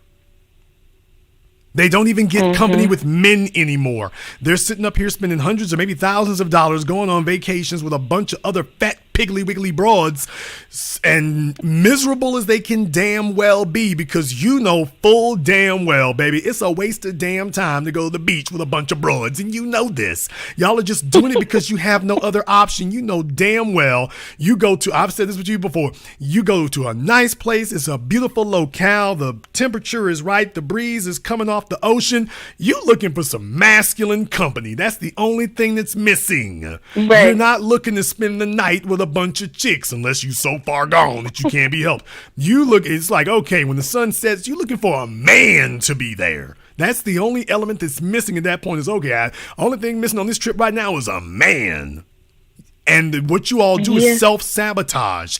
You bring a bunch of chicks, which is going to guarantee ain't no man going to be anywhere, and you're psychologically putting a crutch in place that prevents you from doing the things necessary so that the next time you try to go back, you can get one. You are watching years of your life fall off the calendar needlessly. 37 years old. Baby, you supposed to have been wifed up by now. Yeah. And you know that. You supposed to have been able to take your ass up to D.C. to the Capital District, wear some nice pumps and a mini skirt and been pulling, and you can't do it. I have spent years, every time I go up to D.C., and the folks who live in D.C. will bear me witness, over there on D Street and whatnot, the parking garage is there right across the street from the White House. From 5:45 in the morning to about 7:30 in the morning, you start to see them coming out and walking. These young white girls, these young Asian girls, these interns, they got like those suitcases on the wheels that they drag behind them, heading towards the Capitol building, heading towards the Senate building. From 5:45 in the morning till about 7:30 in the morning, you see them coming out the parking garages. Some of them go to the White House, not many, but the rest of them, they're going to the Capitol buildings, or they're going to the various offices that the senators and representatives have around that area. Baby, they're not wearing them damn mini skirts and whatnot because they're bored. They're wearing it because these congressmen are meeting with CEOs. They're meeting with, rich people. They're meeting with magnates. They're meeting with Saudis, heads of state. And she's like, if I'm dressed right, I'm going to be booed up with one of them. And here Janelle comes at a fighting weight of 225, 5 foot nothing. And talking about, what can I get? You can get gone. That's what you can get. Janelle, come on now. And this is embarrassing. Okay. As black women, y'all supposed to be running the damn yard. This stuff is embarrassing, man. 37 years old and non-competitive. Totally uncompetitive. At 37. And I'm just saying, baby, at 37, you've been fat now for at least a decade or so. You think you're going to just snap? No, it's been like the last 5. Okay, do you think that makes it like 30 or so? Woman, do you think that makes it any better? You think 5 years? Do you, ma'am? First of all, do not talk over the host. That's the first thing. Second of all, do you think that you've been gotten your big ass stretched out now for the last 5 years? You think you're gonna snap back? Yeah, I do. I don't have any kids. You are 5'2". You're supposed to be somewhere around a size 6. You are literally more than double the size you're supposed to be. Literally. And that skin has been stretched out now, and she admitted to the 5 years, which means it's closer to 15 years. She's saying 5, which means it's closer to 15. You've been stretched out for all these years, and you're telling yourself at 37, when you know that the human body loses its elasticity over time. You're almost middle-aged, and you're telling us that a middle-aged woman is going to be able to lose half her damn body size, and she's going to snap back into shape with no residual no residual side effects, no loose skin, no stretch marks, no sagging, no wrinkling, no nothing. Baby, are you out of what are you smoking? So what should I do, Jason, by 40? What should you do by 40? Pull a producer by 40? How can you pull a producer? Get you some garbage bags and some duct tape and kidnap his ass at gunpoint. Those are your options right there. Baby, you're 37 and size 14. And not serious. What do you think's gonna happen? No, I'm saying once I lose the weight. Okay, once you lose the weight, get there first, because I don't believe you. You need more people. You need more people. We don't believe you. So call you back in 6 months when I'm smaller. Well, that'll be a start. Yes. And not smaller, and not smaller either. South of size 8. No, I gotta be a 10 at least. Okay. I'm Panamanian, so I gotta. Ma'am, keep wiggling your big ass out there talking about size 10. Go ahead and do that. You keep trying to tell the men what you think is acceptable. And by the way, the attitude that you just exhibited, that's the reason why you're 37 and single. I'm just being honest with you. I just told you what needed to be done. And rather than you acquiescing and complying, you want to tell me what you need to do. And that's how you ended up a size 14, because you've been telling yourself the whole time, size 8, I still look good. Size 10, I still look good. Size 12, I still look good. Size 14, I still look good. Why all these baby daddies be the only ones hollering at me though? So you've been sitting up here running this self-delusion the whole time. A man just sat here and told you what needed to be done, and your reflexive response was to tell him that's not right. And this is how you ended up middle-aged, single, no kids, and no prospects except a bunch of losers you don't even want. Yeah, water meets its own level. Now we know what's really under the hood. You thought you had a W12. Right. You really need a V8. And I'm talking about the drink, not the engine. Ma'am, you need to be south. Okay, Jason. You need to be south of a size 8. You need to have muscle tone in your legs, in your arms, in your midsection. If you do not, just understand you are invisible. You don't need to be relying on fat You need to be relying on what you had as a teenager, muscle tone, with a slight layer of fat in certain places over it. But if you are doing what you're supposed to be doing exercise-wise, everything is going to be where it's supposed to be. What you're trying to figure out is how you can still be fat and lazy and still get by. It's not going to work for you. You need to demonstrate that you can build muscle tone. And by the way, you better hurry up and do it while it still matters. Because in a year, it's not right. it won't matter what you do. Baby, ain't nobody checking for a 39-year-old. Size 14. The game is over. In reality, most of the game is already over for you. You're going to have to run like hell and hope that you can grab something heading out of the station making north of $80,000 a year. If he's making $80,000 and you can pull him, baby, I suggest you grab him. That's where you need to be. Okay. That is where you will fit in. Right now, you don't have those options. But by the way, just so everybody understands, I'm not being mean about this. Janelle, on a scale of 1 to 10, even numbers only, no odd numbers, even numbers only, what number do you think that men, not you, but that men would rate you as? On a scale of 1 to 10, even numbers only. I would say an 8. So you believe that right now, tonight, the men in Virginia Beach would rate you as an 8? Yes, I believe that. You honestly believe that? I honestly believe that. Janelle. I'm so serious. Are you and I friends on Facebook? No, sir. Okay. I just sent you a text message. I want you to text me back a link to your Instagram. Okay. Go ahead and do that now, and it ain't gonna take you all night either, by the way. Let's go ahead and get to that. This ought to be very fulfilling. Don't worry, I'm not gonna put your business out there. Thank you so much. I'm so glad. Oh, don't worry. By the way, she's such a stunning size 8, she don't want nobody to see her. Because real size 8s, not size 8, but a real 8 would be like, oh, I ain't got no problem with that. I ain't got no problem with it. So I just wanted to go ahead and put that out there too, by the way. By the way, what the hell kind of screen name is this? Now, this is not the screen name of a 8, okay?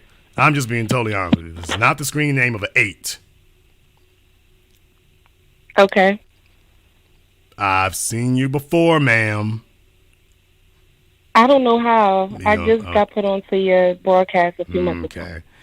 I've seen you before.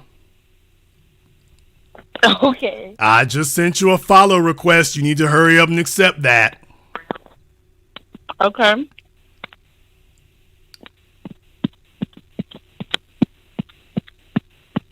Now she's playing. Now she's playing with it. Now she's playing with it. No, I'm about to accept it right now. Oh, now look, everybody, she's stalling now. I swear I'm not.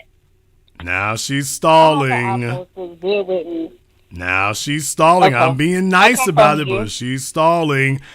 Baby. I'll confirm you, I promise. Ma'am.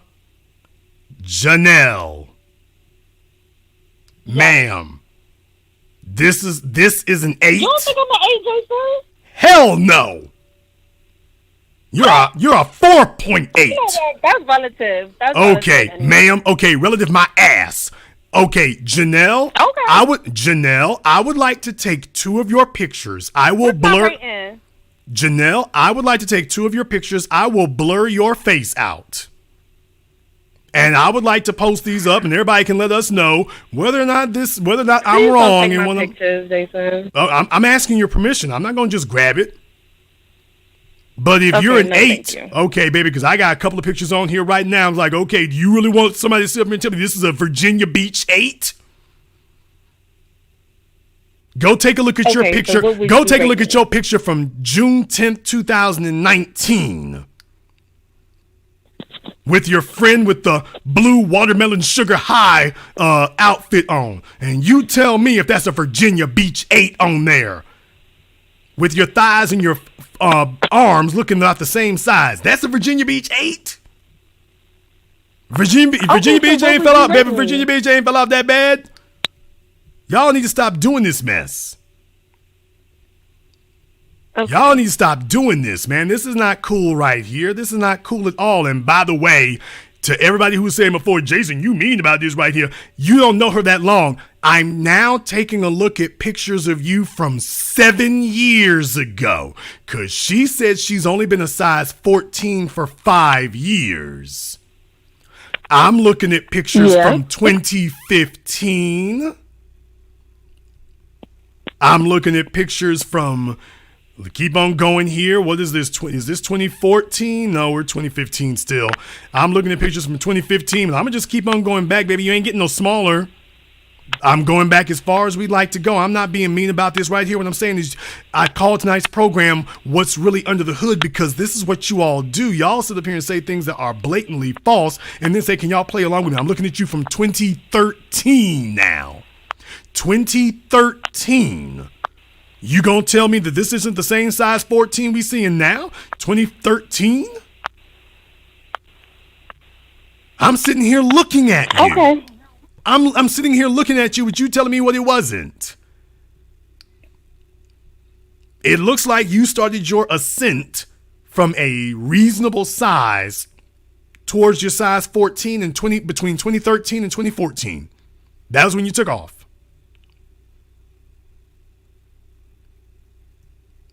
Okay, but I'm just trying to get results moving forward. Right, Like, and the first way to get results is level with yourself. If you want to get results, the first thing you need to do is level with yourself about where you actually are. Not putting up some brave face and sitting up here trading around delusions about where you're not. That isn't where you are. You ain't been there since the Obama administration. And for you to say that, you're telling me, well, I'm all right. It was exactly what I said. She was a size 8, size 10, talking about I look good, I still look good, all the way on up, blowing on up to the east side. And I'm not trying to be mean. I'm not being mean about it. I'm just saying that right there. I'm here. I'm doing you a favor. I'm breaking you of that illusion, because dudes want to sit up here and sleep with y'all no matter how fat and sloppy you get. And they will look you in the eye and lie to you and tell you that you're a lot more attractive than you really are. And then one day what really happened is one of them niggas, well, Jason, why is I keep getting approached by baby daddies? What really happened was your last boyfriend, was he one of them? Mm-hmm. Uh-huh. You see, that was the only option that you had, so you went for it. You went for it because that was the only option you had, so you're not upset about it because you're only getting approached by him. You're upset about it because you went for it and it went bad, which is the only thing it could do. So there's your real problem is, oh, Jason, I took him up on this offer. Yeah, you take him up on their offers and you found out, yeah, this is the best you can get. A dude who is struggling, a dude who is on some jankiness, a dude who's going to sit up here and talk out both sides of his mouth. He ain't got nothing to lose and he doesn't see anything to lose with you. You need to turn yourself into somebody who gives a person something to lose. And at 37, you're going to have to put in the work. Okay.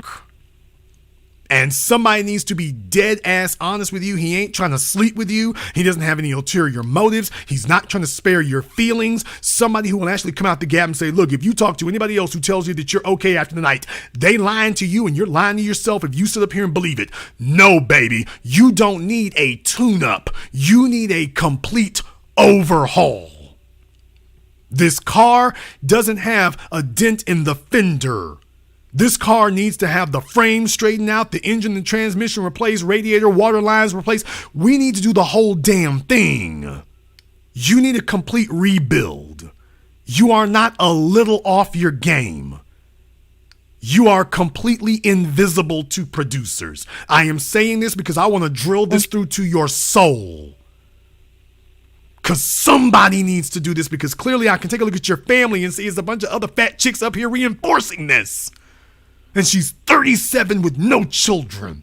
And I am sure that you are an otherwise affable, personable, congenial woman. But baby, you have been taken off the market for 2 decades now, chasing this foolishness. That you're okay and you're not. And I'm sitting here looking at your family members reinforcing this and telling you that you're all right all the way to menopause.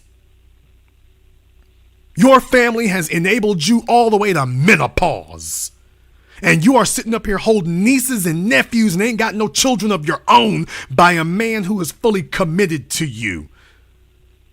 And now the ticking of that biological clock is banging so damn loud, you can't hear anything else. With people sitting up here telling you you're all right, you're okay, all the way here, when they should have been saying this to you back in 2010. So I'll go ahead and take the hit on this one. Let me go ahead and keep it real with you. Not because I hate you, but because I want to see you do better than this. But you have people enable you. They have enabled you all the way to where you are now. No, baby, there's nothing. If you really were an 8, you would be allowing me to post your picture and blur your face out. If you really thought that men rated you as an 8, you would be doing that. You know full damn well there's no such thing as a size 14 who's an 8. You know that. You know that. The only dudes who think a size 14 is an 8 are a bunch of struggling baby daddies who will just get in where they fit in no matter what they in. And you know that. And you've had a rude awakening that, oh hell, I'm getting where you fit in. She'll do in a pinch if I'm struggling. Yeah, and you're like, okay, can we do better than this? Well, there's a possibility, I suppose, but you're going to have to stop bull jiving yourself. And I can see where you've had some false starts at the gym before, which is why everybody, you don't see what I'm seeing, but I've seen where you've had some false starts at the gym before. Am I lying? No, you're right. Oh, absolutely. I'm about to say, go ahead and tell me I'm wrong about that. I can see on here where you have put up pictures where you had some false starts before. This is why I said, holla back at me when you're south of size 8. Then I'll know you're serious. But okay. You're about to hit 40. You are about to hit 40 like a bug on a windshield at 100 miles an hour. Yeah. This is your last year. This is your last 12 months. If you don't make this what your life revolves around, you're done. Somebody just needs to say it. You're done. Because you will lack there's no reason for me to believe you're going to suddenly get disciplined at 39 that you didn't have at 29. And if you don't see the urgency at 37, forget about it. And by the way, we're being optimistic, baby. There's not going to be anybody sitting up here knocking himself over to get to you at 39 years old. You're not going to be anybody's prime target to become a wife. To carry children at 39, you're not going to be his prime target. You won't be. That's a lie you're telling yourself. Well, I can still crank them out. Baby, you're not going to be anybody's prime preferred candidate. Even if you can do it, you won't be what the men are looking for. They will take you as their last option. Because they know if she's 39, she'll be 40 by the time she has to deliver. This is the definition of high-risk pregnancy. Do I really want this doing that? So every day that you spend sitting here living in delusion, just understand the outrageous disservice you're doing to yourself. And eventually we won't even have to have this conversation because you won't be eligible. You will be yet another 40-year-old female calling me asking what you can get. And when you call me back the next time, I will tell you, well, yes, Jason, can I get a producer? Sure you can, if he's 58 or older. Because that's what a 40-year-old female who's trying to snap back can get. You can get you some guy getting ready to get his SSI and his pension who's willing to give you a shot. That's what a 40-year-old female can get. A 40-year-old female can get a 58-year-old. And don't believe me. Go talk to your mama and your aunts and go see what they're getting. Don't believe me. Go ask them. No, I believe you. That's why I wanted your advice now, so I can see what to do and turn it around. Well, at this point right here, I would like to hear back from you in 6 months. Okay. You can go from a size 14 to a size 8 in 6 months. Now, that is completely doable. That is totally doable. You're right. There is no reason you can't do that. If you need a personal trainer, let me know, but I'm pretty sure you already have one. You just haven't talked to them in a while. I'm pretty sure you have one, but if you don't, give me a holler. I can see if we can help you out with that as well. But I am telling you, there's what you need to do, because understand, men are taking a look at you and seeing you just scream no discipline. So what type of men do you think you're going to attract? Men with no discipline. Right. I want to hear back from you in 6 months. Yes, sir. I want you to email me. You know my email address, handlethebusiness@yahoo.com. Okay. I will do that. Are you actually going to do that? If you're not going to do it, just go ahead and say, Jason, I'm on that bullcrap. I ain't going to do that. Don't, you're a grown-ass woman. You don't have to tell me you're going to do something you're not going to do. If you're not going to do it, just say, well, Jason, I'll take it over. No, I definitely will give you an update. Okay. In 6 months. Then I will be expecting to hear from you. Okay. I thank you, Jason. Thank you for giving us a call here tonight. No, I mean, you need to have somebody who's going to be totally honest with you here. Doesn't have ulterior motives. Ain't looking to lay up with you and whatnot. Is just going to break you off with the real about it. Let me just break you off with the real about it. There's a guy in the chat room in there. He's one of these chubby chasers. Yeah, you one of them broke dudes with 4 kids and whatnot. Jason, don't tell these fat chicks that they can do better. I won't have nothing. That's right. I don't want you to have anything. We need your genes to perish with you. All the bastard baby makers out here helping all these dudes who have nothing going for them in life to perpetuate their diseased DNA. Yeah, we need to get you guys. We need to pour plenty of bleach and chlorine in the gene pool to get rid of you. Call from area code 646. You're on live with The Business. What's your name? Where are you calling from? Hey, Jason. Anthony from Queens, New York. Anthony from Queens. What's on your mind? So the only thing I would say with the manosphere, I would say that they have some use, because what they've done is they unearthed an incel community within our black male community. These guys, understandably, they can't get women, so they look for any outlet to, take their frustrations out. And what they've done is they expose themselves. A lot of these manosphere guys, chasing white women, but you see these guys quoting people like Jordan Peterson, who's basically come out and said black people are the dumbest people that have ever existed. We don't quote people like that. So, they're also co-signing white supremacist ideology as well. So, well, you make a very good point that they do, and they have revealed that this was an undercurrent out there. That there are so many individuals who hate their mothers so much that they are willing to co-sign alt-right and white supremacists. That's the crazy part. When you let the abuses of single motherhood go unchecked, it creates a group of temperamental, broken boys who hate their mothers so much that in order to retaliate, they are willing to align themselves with the likes of these individuals. So you make a very good point in that regard. Thank you very much for giving us a call tonight. Let me get caller area code 475. You're on live with The Business. What's your name? Where are you calling from? Good evening, Jason. My name is Aduke. I'm calling from Atlanta, Georgia. Brother, I'm going to give you one chance here because you're making a bunch of noise. Get off that speaker phone. Okay. This fella is calling me from the back of a restaurant. No, I'm in my garage because somebody's in my house. I don't want to hear them. Okay, well, isn't it an intruder, home invader? Do you need assistance? No, sir. I'm 18 years old. I just want to check about... okay, sir, I'm going to say this one last time here, and then I'm going to hang up on you. Get off that speaker phone. I took it off. Is this better? What is your name? Where you're calling from? My name is Aduke. I'm calling from Atlanta, Georgia. I do gay. Tariq's going to have a field day with that one. What's on your mind? Sir,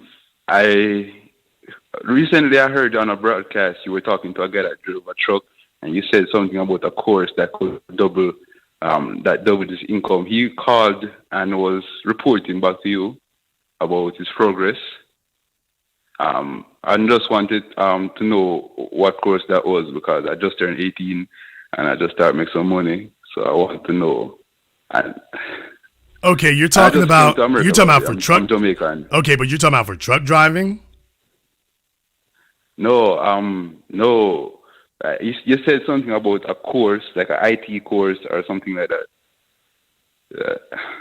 I'm not sure. That's what I'm calling to say. What you need to do here is either here on YouTube, I had the IT workshop. I think I had that on the Black channel. But I had the IT workshop that I did on my other YouTube page, the Black channel.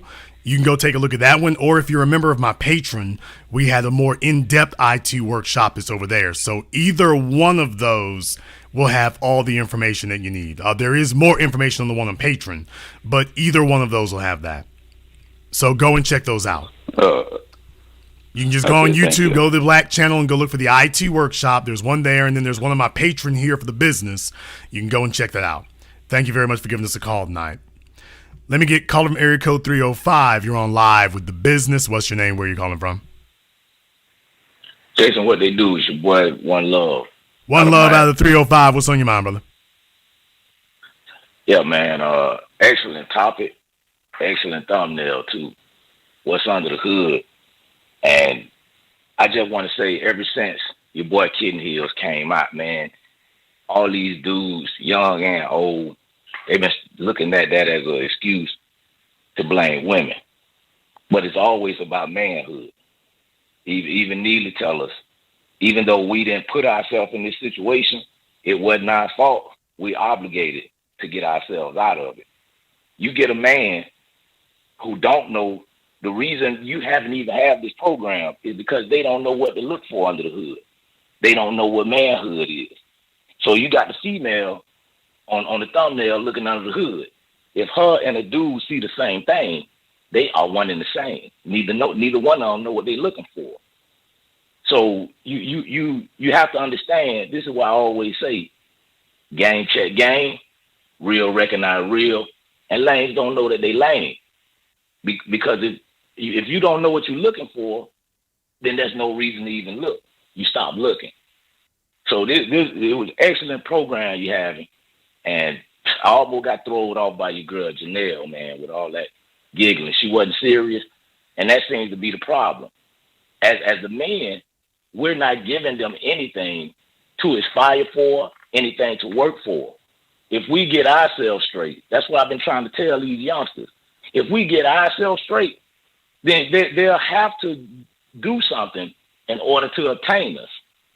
If nothing else, you don't have leverage from a position of weakness.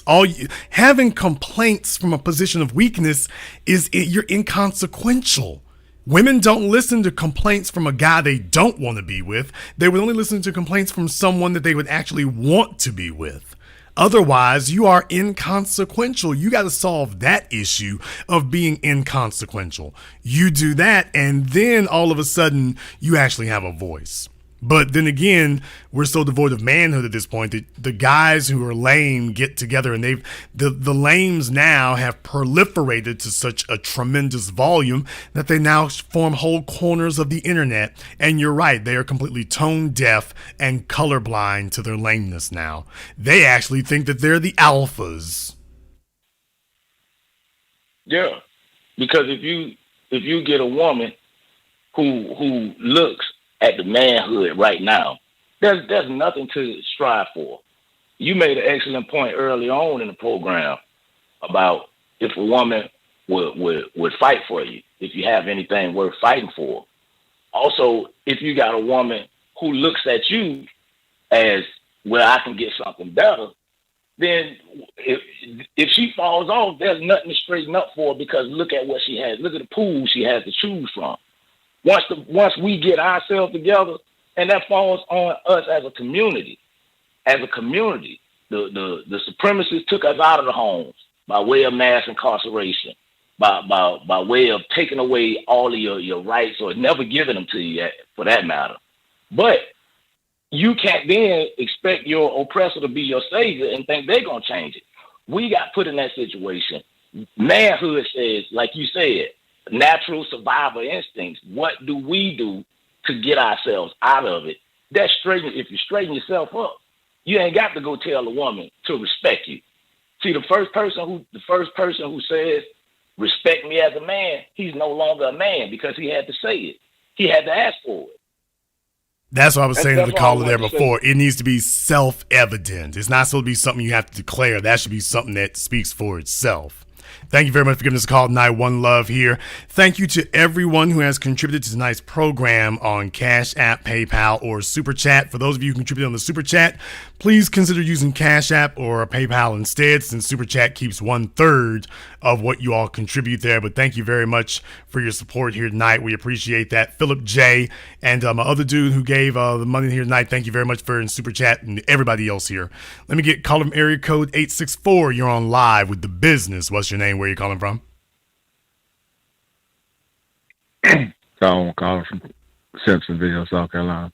Okay, Tone is halfway drunk over there. Try again. Where are you calling from? Nah, I'm about to sleep, man. Simpsonville, South Carolina. All right, what's on your mind? Man, I kind of want to get a divorce.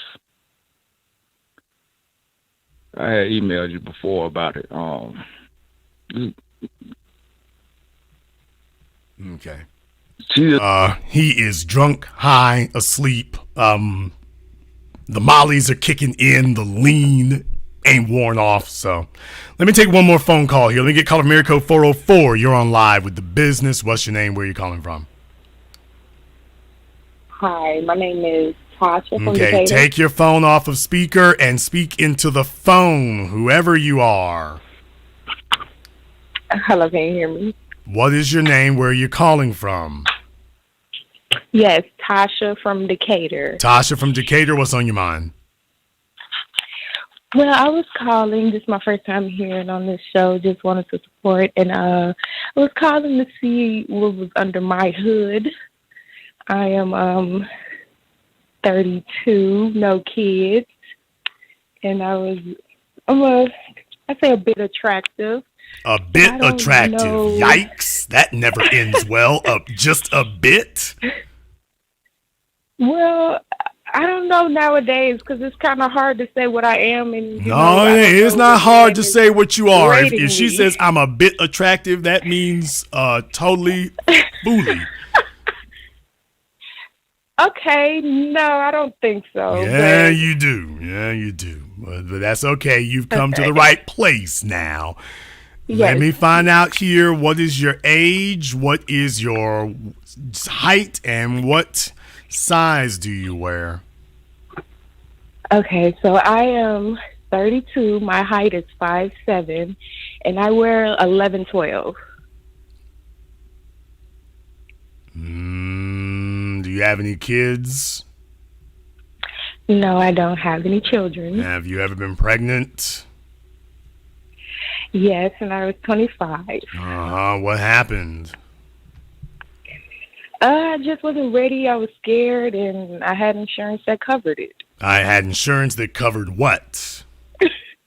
An abortion. We agreed to get an abortion. We agreed to get an abortion. So just understand, it takes a certain type of female to agree to annihilate her own legacy. Well, not agree. I wanted an abortion. Okay, so ma'am, it takes a certain type of female to lead the charge to annihilate the fetus in her womb. Okay, what does that mean? What it means is that you are unfit and unqualified and untrustworthy to ever be a man's wife and certainly to ever be a mother.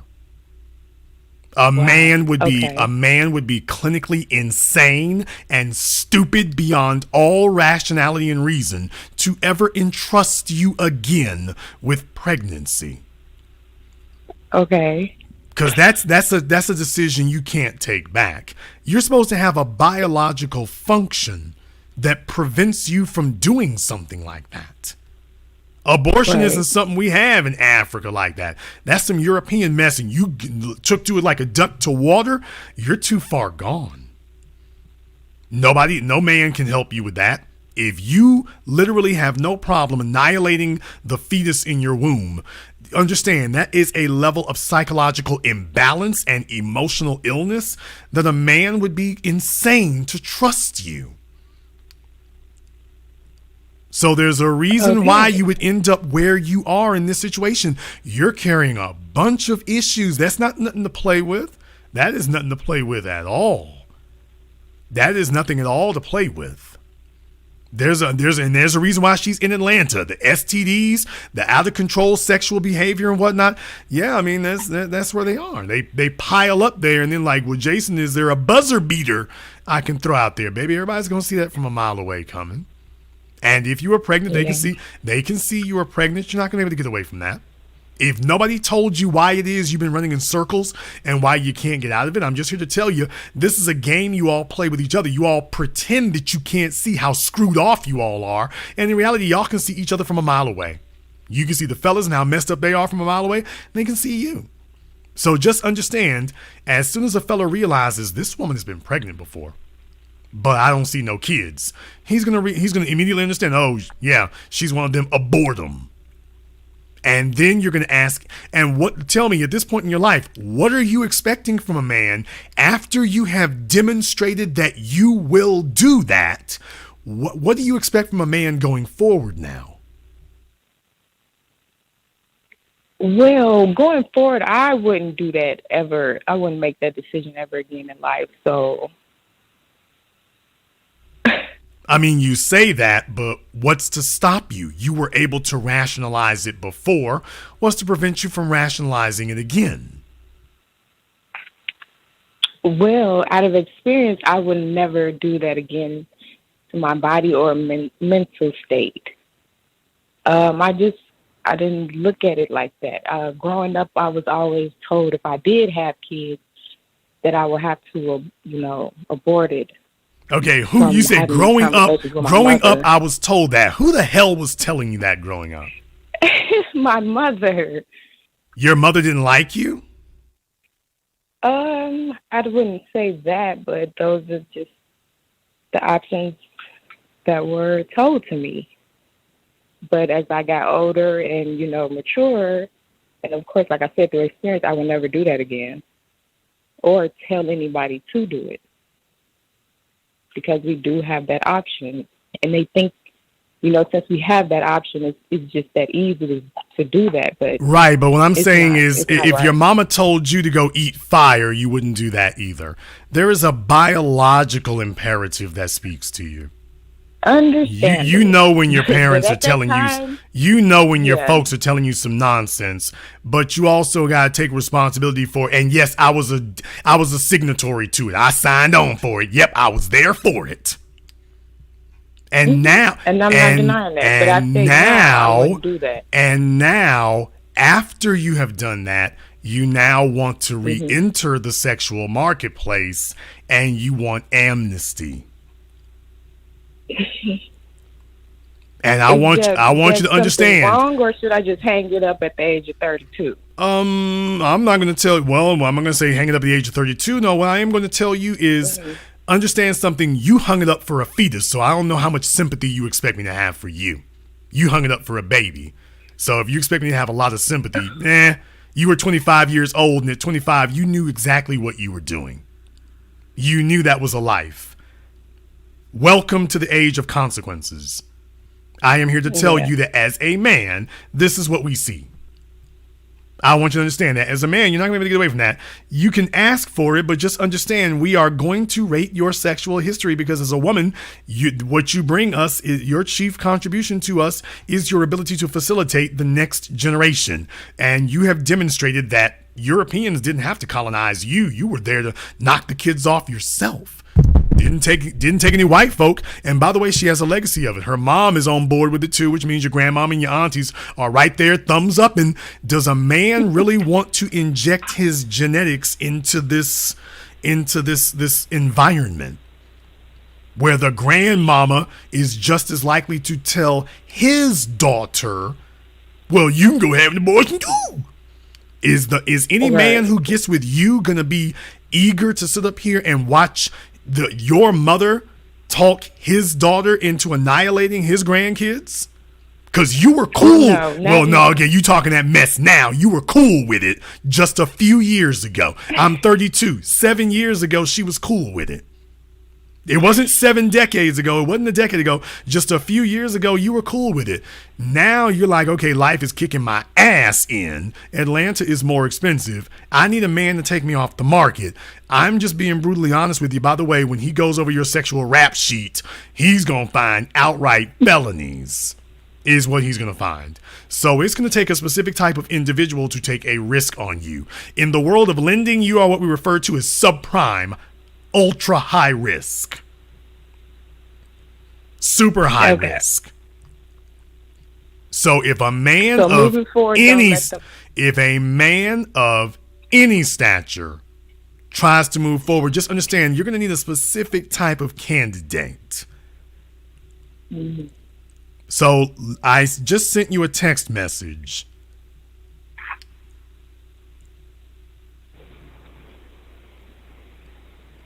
Okay. I would like to get a link to your Instagram.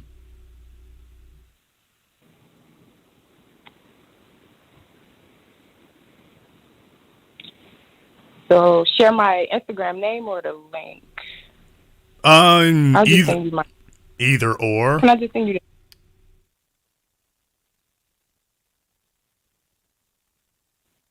Okay. I'm typing it.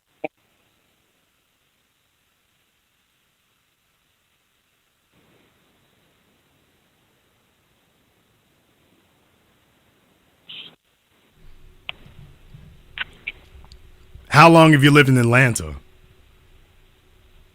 05. Where were you living at before then? Chicago. So she came from Chicago to Atlanta. And we all know Chicago got grimy down. So she left the cesspool of the north to come to the south. So I wasn't being mean. I was not being mean about it. What I'm saying is that folk lied to you all. They lied to you your entire lives. They promise you that you've got all types of abilities that you actually do not have. And then you wake up one day and actually attempt to cash in and say, okay, I'm going for the gold. Let's go for a touchdown. And then you realize there's no team that will draft you. And that everybody who's been talking to you is straight lying to you. Let me find out another thing here. Where are your people from? My people's from Chicago. Me and my mother. Where is your family originally from? Africa. Where at? Ghana. Okay. There you go. How long you all been here? Yes, I don't know my African family. I just know my name. My roots come from that. No, that's not what I mean. How many generations of you have been here? I would probably say 3. Okay. My great. So your folks started coming over here in what, the 60s, 50s? Yeah, I'm not sure. Okay. What I'm saying is that your folk don't trace themselves back to the slave fields of America. You all are immigrants.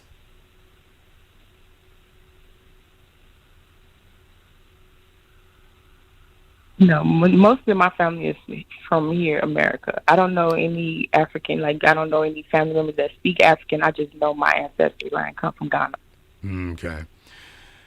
There's a reason why I say that, which would be pretty obvious. You talked about your mom, you didn't talk about your dad. Okay. Okay. That's the reason why I bring that up to you here. Why did you leave Chicago and go to Atlanta? Might as well go ahead and lay it out now. My mother's relationship with the former partner, and she just wanted to get out the city, so I had to. She just wanted to get out the city. Did she choose to get out the city, or did she leave before she became one of those infamous statistics in Chicago? Yeah, she left before she became a statistic. Yeah, so that tells me what type of household she was running. Yeah. Yeah. Mom of the year. Then y'all wonder why there's so many dudes who listen to Fresh and Misfit and the rest of them there. We wonder why there's so many of them out there. Because the boys don't take it quite as easy as the girls do in a lot of cases. So let's hear it for her. Sterling individual. There are a few things on here that I think you would be advised, and it's just my opinion on this, but a few things in here that I think you would be advised to maybe make some changes about, though it is thoroughly and completely up to you. You're 32 years old. You are not physically thrown the hell off, but I am wondering, just by taking a look at your pictures here, what type of man do you think you are advertising for?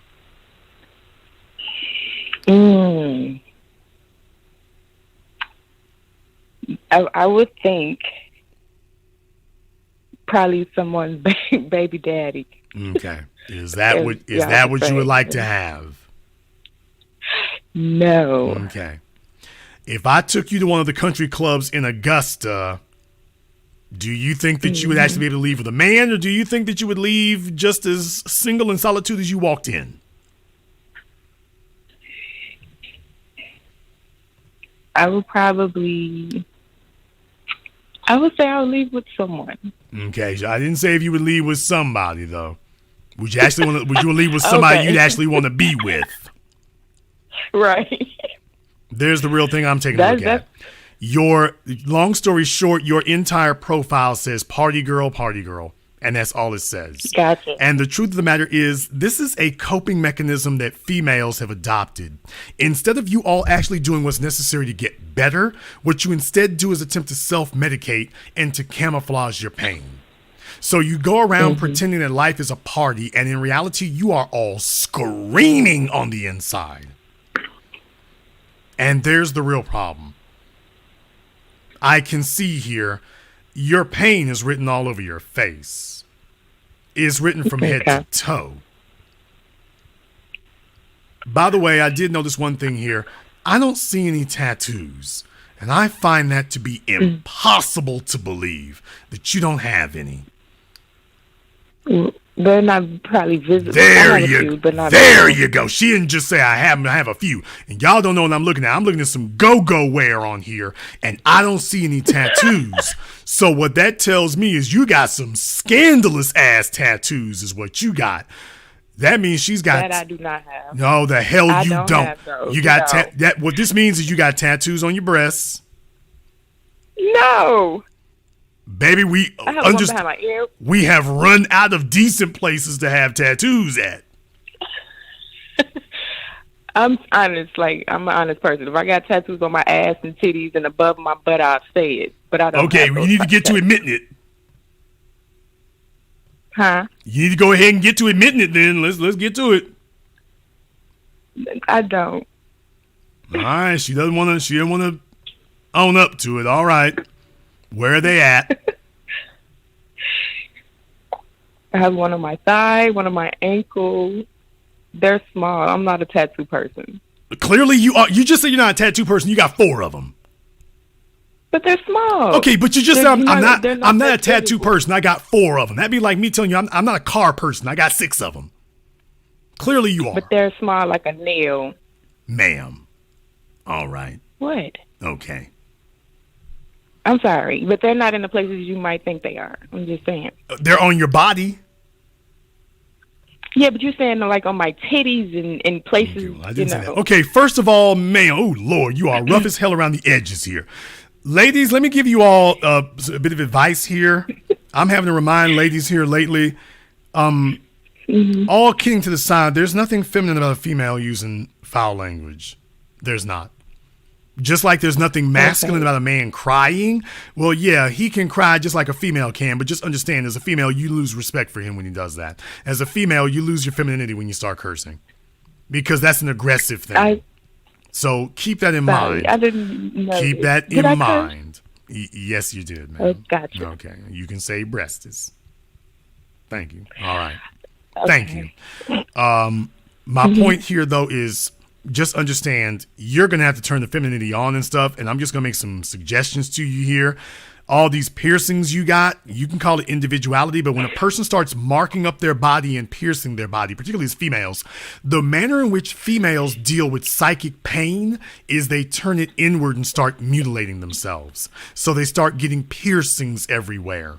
They start marking up their bodies. So self-desecration is how females exhibit psychic pain. Okay. So when I see tattoos and body piercings in various areas, this is why I said your pain is written all over you. Yeah. Females start poking on themselves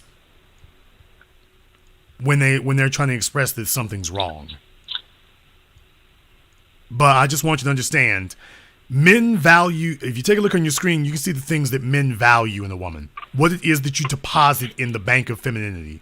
Youth, looks, a clean slate, attitude, and coachability. When your body is all marked up, that's the end of a clean slate. When you're all pierced up, you're not a clean slate. You're bringing the next man that you meet all of these artifacts from stuff that he didn't even do. Those are not tattoos he put on you. Those are tattoos somebody else put on you. That's not a clean slate. Okay, that's not no man wants to be sitting up here looking at your past written all over you. You can like it, you cannot like it. There's nothing appealing to a man about seeing your damn past written all over you, staring him in his face. He did not put those body marks on you. What makes you think that he wants to move forward in the future, looking at body markings of stuff you got into before you ever met him, staring him in the face? What makes you think he wants that? Well, this I never thought about this that. is my self-expression. Okay, but that's not his. Okay, that's not his imprint on you. That's not his imprint. A man wants to. Okay, ma'am. A man wants to see his signature on you, not somebody else's, and not what you thought was a good idea. He wants to see his engraving on you. He wants to see his molding. He wants you to exemplify the woman that he ideals, not whatever that little old goof boy crap was you had going on before him. That's where the clean slate comes in. He wants you to be his woman. He doesn't want to have to sit here and fight with all of the bad programming, corruption, mishandling, and everything else that was going on before he came along. He doesn't want to have to deal with that. He wants you to be the woman he has molded you to be. Not the woman not the half-baked female that you were aborted to have somebody else. I mean abortion as in you stop midway through the process of somebody else molding you. Because clearly no other man has really been able to make you his woman. Have you ever been married? No. Okay, so nobody ever completed the process of molding you. So when you meet a man from here on in, his expectation, a man's unspoken expectation is that he will be able to mold you into the woman he wants you to be. For those of you who thought females have unspoken expectations, so do men. We have an unspoken expectation that we can mold you into the woman that we want you to be. If you're carrying tattoos, piercings, and all of these characteristics and practices you picked up before you met him, he can't mold you into his woman under those circumstances. He's fighting through all this other crap that you picked up. Okay, go ahead and have that delusion to yourself. I just want you to understand, just like the other chick, I'm telling you what needs to be done, and you're trying to tell me, but Jason, how can I hold on to it? Okay, try that. Jason, so you're telling me to get a removal? I'm not telling you to do a damn thing. I am simply telling, like I told the other female, I'm not telling you to do nothing. I'm telling you what you're going to encounter when you go. The men are not going to tell you this. Just understand, we want a clean slate. You don't have to like it. You don't have to think it's convenient for you because it's very inconvenient for you. And you don't like hearing this because, well, damn, Jason, I messed up in the game 12 years down the road. Baby, so what?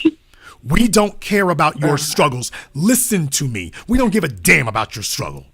We really don't. What? Okay. Men, I'm saying this loud and in your face. Men don't give a flying damn about your struggles. That's on you. That's on you. What struggles was I expecting them to care about? So, but moving forward, the tattoos and the piercings is my problem. What I am telling you is that men have expectations, and if you are looking for a man to take you under as your protector and provider, understand what will make you a prime candidate. You got big strikes going against you. You have emotional baggage, you have psychological baggage, you got physical baggage. You're very rough around the edges now for Chicago. And understand, I know the get down in Chicago. Where'd you come from, west side or south side? Because you got south side written all over you. There you go. Mm-hmm. Black folk, for those of you who never been to Chicago, black folk in Chicago live on the west side or the south side. And this chick here got south side all over. That's why I was saying it before she said it. By the way, I know you from the south side, but I'm going to play nice and pretend like I can't tell. But you ain't from the west. You straight from the south. I almost feel like you live right off of Halstead. I'm ready to put a stack on it. You live right off of Halstead, didn't you? You can put your life on that one, yes. Folks, Kitten Heels, Fresh and Misfit, there's a reason why. You can listen to them and get your life screwed up if you want to. That just shows me how naive and clueless you are. Over here in the grown man world, oh, these ain't places I heard about. These are places I've been. Yeah, you from the south side right off of Halstead. So, baby, I know your story. I know the get down. I know where you been. And we ain't gonna get into it, but I know where you been. So what I'm telling you is I understand. Don't think me unsympathetic when I see you rough around the edges in that manner. I get that. So there's a reason why she's using some of the language she's using and whatnot. I get it. She's from the south side. They gutter down there. I get it. What I'm saying, though, is that no man is going to knock himself over to be protector and provider for you to shake that off. It didn't work for your mama. It won't work for you. Gotcha. So I understand how you got into this. You need to understand how you get out of it. And you're going to have to become a different woman because this woman on this screen doesn't qualify for anything except the type of man that her mama was running from. And you might tell yourself you're different. Baby, you're wearing the same uniform. Yeah. All this party girl stuff, baby.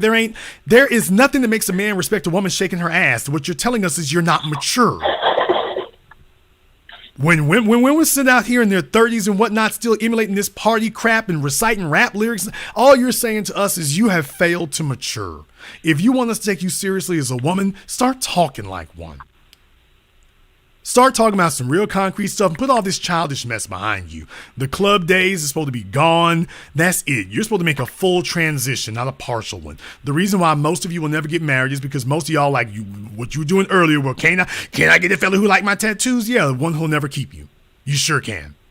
No, you're going to have to make a decision that you are going to leave this behind you. You're not going to act like some overgrown child fantasizing that she can keep her hoe days. You are either going to hold on to this or you will embrace a new life. But the cost of a new life, as the saying goes, is always your old one. So you're going to have to make a decision. Do you want to leave this behind you and have a chance at something better? Or do you want to hold on to this because this is all I know and my mama's messed up? And okay, you can be your mama's little companion the rest of your life because she's not going to have a man. Does she have one now? No. Okay. And how much older is your mother than you? I'm willing to bet she's about 16 years older than you. 19. Folks, there's a reason they call me the authority. There's a reason. So you do realize, so your mama just turned what, 51? 50? Mm-hmm. No pun. And she probably still trying to get a man now, isn't she? No, she's If you don't quit. She talk about she don't want men. Okay, she talking about that. All right, you know damn better. Your mother has conditioned. By the way, are you the oldest of her children? Yes. How did I know all this? Your mother is conditioning you to be her lifelong companion. But the only way that can happen is if you never get a life of your own. So you're going to find yourself spending more and more time around mama, and then next thing, once you've become too old to have a family of your own, now you stuck taking care of mama. So guess what? She never got a man to be your companion, conditioned her daughter and groomed her daughter to take that position, and now you've given up your life. So your mama would have somebody to hang with. And this is what black women do to their daughters on a regular basis now, on a routine basis. They groom their daughters, and if they're sons, if they have any, but usually it's the daughters they groom to stick around most. They effeminize the boys to be their protectors and providers if he ever gets taken to the NBA. And if that fails, they groom the daughters to be responsible to come take care of her the rest of her life. And what do you know? She never had to have a husband. And she's tricked all of you into giving up your lives. That's where you are right this second. Not next year. That's where you are tonight. Mm-hmm. So you can sit here with this party girl crap you got going on if you want to. No man of any substance is going to take you seriously. You better take a page out of the book of women who are serious about this stuff. You're going to have to reinvent yourself and be like, okay, this hairstyle is not the business. These body markings scream baggage. My vocabulary is not the... If I'm dealing with a fellow who's making good income and his life is straight, my vocabulary does not represent him well. Your job is to convince a man that you are his best option. You convince a man you're his best option by being his best representative.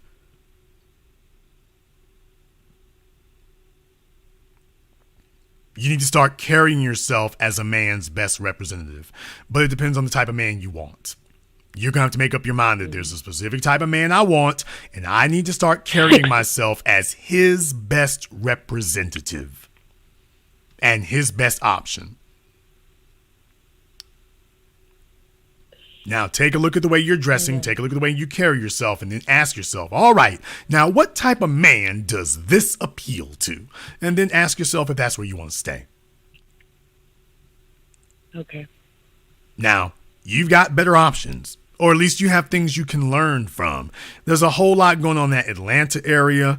There's a whole lot of places you can actually hang out and just watch and observe.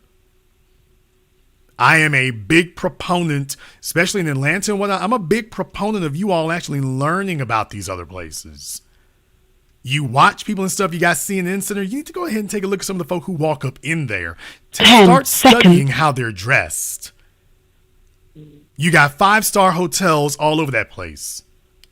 Everybody talks about the Westin downtown. Y'all need to watch how some of the sensible folk come through there. Don't hang out in the Valley area. But go up to the Sundial. Go up to the Sundial at noontime or something. Not on party night or whatever. Start watching how the sensible folk dress when they come through there. Start watching that. Not the hoochie mamas and the single folk who smelling like weed. Not them. The folk who are actually where you want to go. Start watching them, because your mother doesn't have any game to give you. Start watching what they wear. See if they're carrying big-ass Michael Kors purses and gold chains hanging off their waists. See if that's the manner in which they dress. Start taking cues about shoes. Take a look and see if they're wearing shoes like these gladiator sandals. Oh, I'm sorry. I ain't supposed to know all that now, am I? Start asking yourself if they're wearing, take a look at the women who are with the men that you like to be with there. Start taking a look how they represent themselves. Are they wearing gladiator sandals and club shoes? Are they wearing something a lot more conservative because she wants to make sure she's not overshadowing him? You're not supposed to be sitting over here overshadowing him with your personality. You're supposed to be complimenting him with yours. As a female, your communication is nonverbal. A man looks at you and can see your life story. He can also look at you and see whether or not you will compliment his. Now, that's not to say you are totally screwed off all the way with some of these things. What I am saying is there's too much club culture going on here. You're over the age of 30. Every damn move you make is supposed to be straight grown woman stuff. No damn sweatpants. No sweatpants, no bonnets, no none of that. You're supposed to be on your game 24/7. That's how you get a man who's on his game 24/7. You can't afford to have any holes in your game now. It's too late in the game for this. So some of this stuff, I've seen some of these pictures that they look sensible. That's what needs to be your get down every day. Your closet needs to look like that all the time. All this other stuff, baby, you done with the club. We out of there. Yeah. The club is done. Hell, you done with the club, or should I say more importantly, the club is done with you. Get out of there. That's what got you in this mess. You need to start advertising yourself for a fellow who is grounded and capable. And if you do it properly, you will have a great before and after to be able to show him what you used to look like and what you made changes to. A man can't help to take you seriously when he sees that. You need a man to take you seriously. When he sees that you've made radical, drastic changes, he can't help but to take you seriously. Now, he's probably going to wonder how screwed up you are, but at least you will give yourself a fighting chance. At least you will give yourself a fighting chance. Then after you drop that abortion thing on him, and don't hide it, he will know. As a woman, the worst thing you can do is lie about your past. If you're straight up with a man, he knows you respect him enough that you didn't try to play him. Right. But I promise you, if you lie, he will find out. And when he does find out, you're done. And it probably didn't even have to be. If you would give him the chance and trust him enough that he would see the value in you. But nobody likes somebody trying to take their choices from them. So I will tell you, by all means, don't lie. It's going to be very tempting. Don't do it. Because he's going to add that together with everything else and be like, yeah, she hasn't changed. Straight from the South Side. She's not worth it. You get better people by becoming a better person. And show him that you are willing to lose him. But that you're not going to lie to him. That's how you get a man's respect.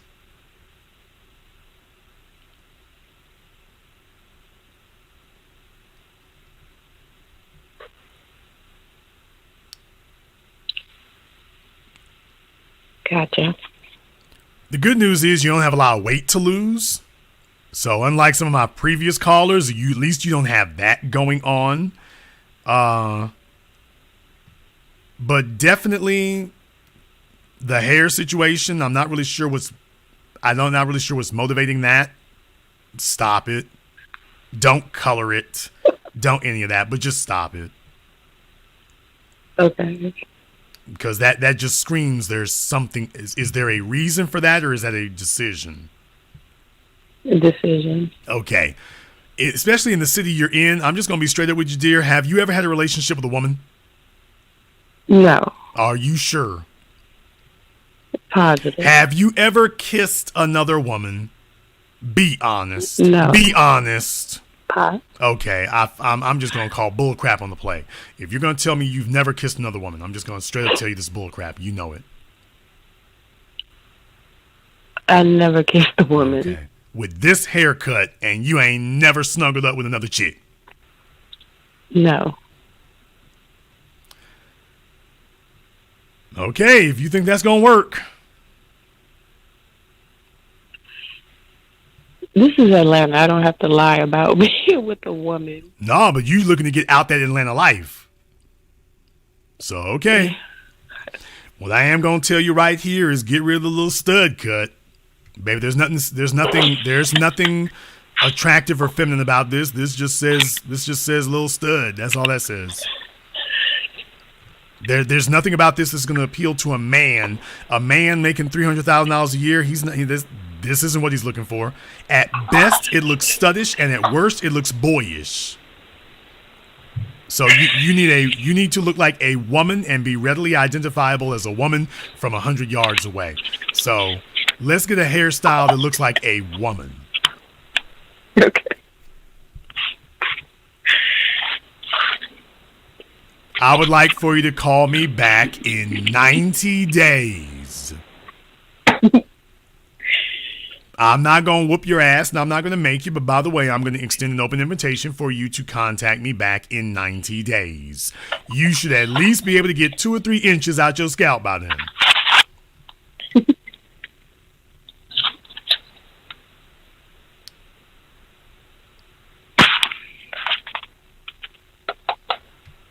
What do you say? While you over there making daiquiris? No. Can I tell you? I'll think about it. Okay. She called up. She asked for it. I will tell you one more thing. Have you had anybody who told you the things I told you tonight? No. Have you had anybody who was able to relate to you your life story, especially where you come from and exactly the street you were on? No. Okay. Then I would hope that you would take this seriously.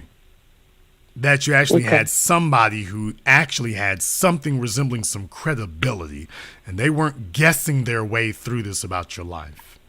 Maybe this person really does. Maybe this was a tough pill to swallow, but you needed it. And maybe they actually do have some insights you can actually use. But you have every freedom to make a decision not to use it. However, I will tell you one thing. If you don't call me back, do yourself a favor. Does your mother own her house? No. Of course not. Make sure she has a spare bedroom. By the way, do you live with your mom? No. My mother lives in Athens. What was that? Athens, like an hour away. Okay. Make sure she has a spare bedroom. If you're not going to call me back, make sure she has a spare bedroom. And make sure it's comfortable. Okay. Thank you for giving us a call. Make sure your mama got a spare bedroom. I have a feeling you'll be needing it. If you don't call me back, I got a feeling you'll be needing that. Well, folks, like I say, basically, you want the real about that. I don't play about it. This is what we do here. It can be a tough pill to swallow, but we wanted to talk to you here tonight about what's under the hood, what's really under the hood. No, I'm not guessing my way through it. Jason, you mean you this, that, and the other. And I have more insight, more accurate insight and analysis than anybody you will ever meet on this. I'm not guessing my way through it, and I put all the chips on the table. I would never dare to sit up here and be so pretentious to tell her about her life in that regard if I didn't know the streets she been down, if I didn't know literally the blocks she been walking down and specifically where she comes from. I'm not talking to these people about what I'm guessing about through their lives. The reason why the manosphere is screwed up is there's a bunch of people who don't know anything talking to a bunch of other people who don't know anything. This is where the grown folk gather. She will make a choice. I'm not here to give folk false impressions and happy endings. She will make a choice, as you all will.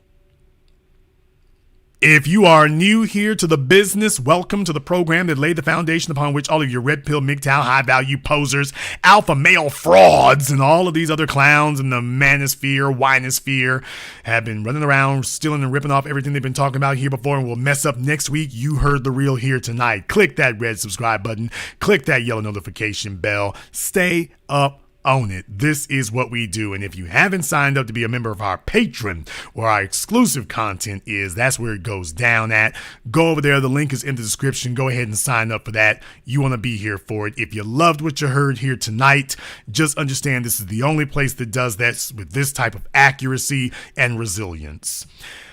And this concludes tonight's broadcast of The Business. I am your host, your brother, your humble servant, Mr. Jason Black.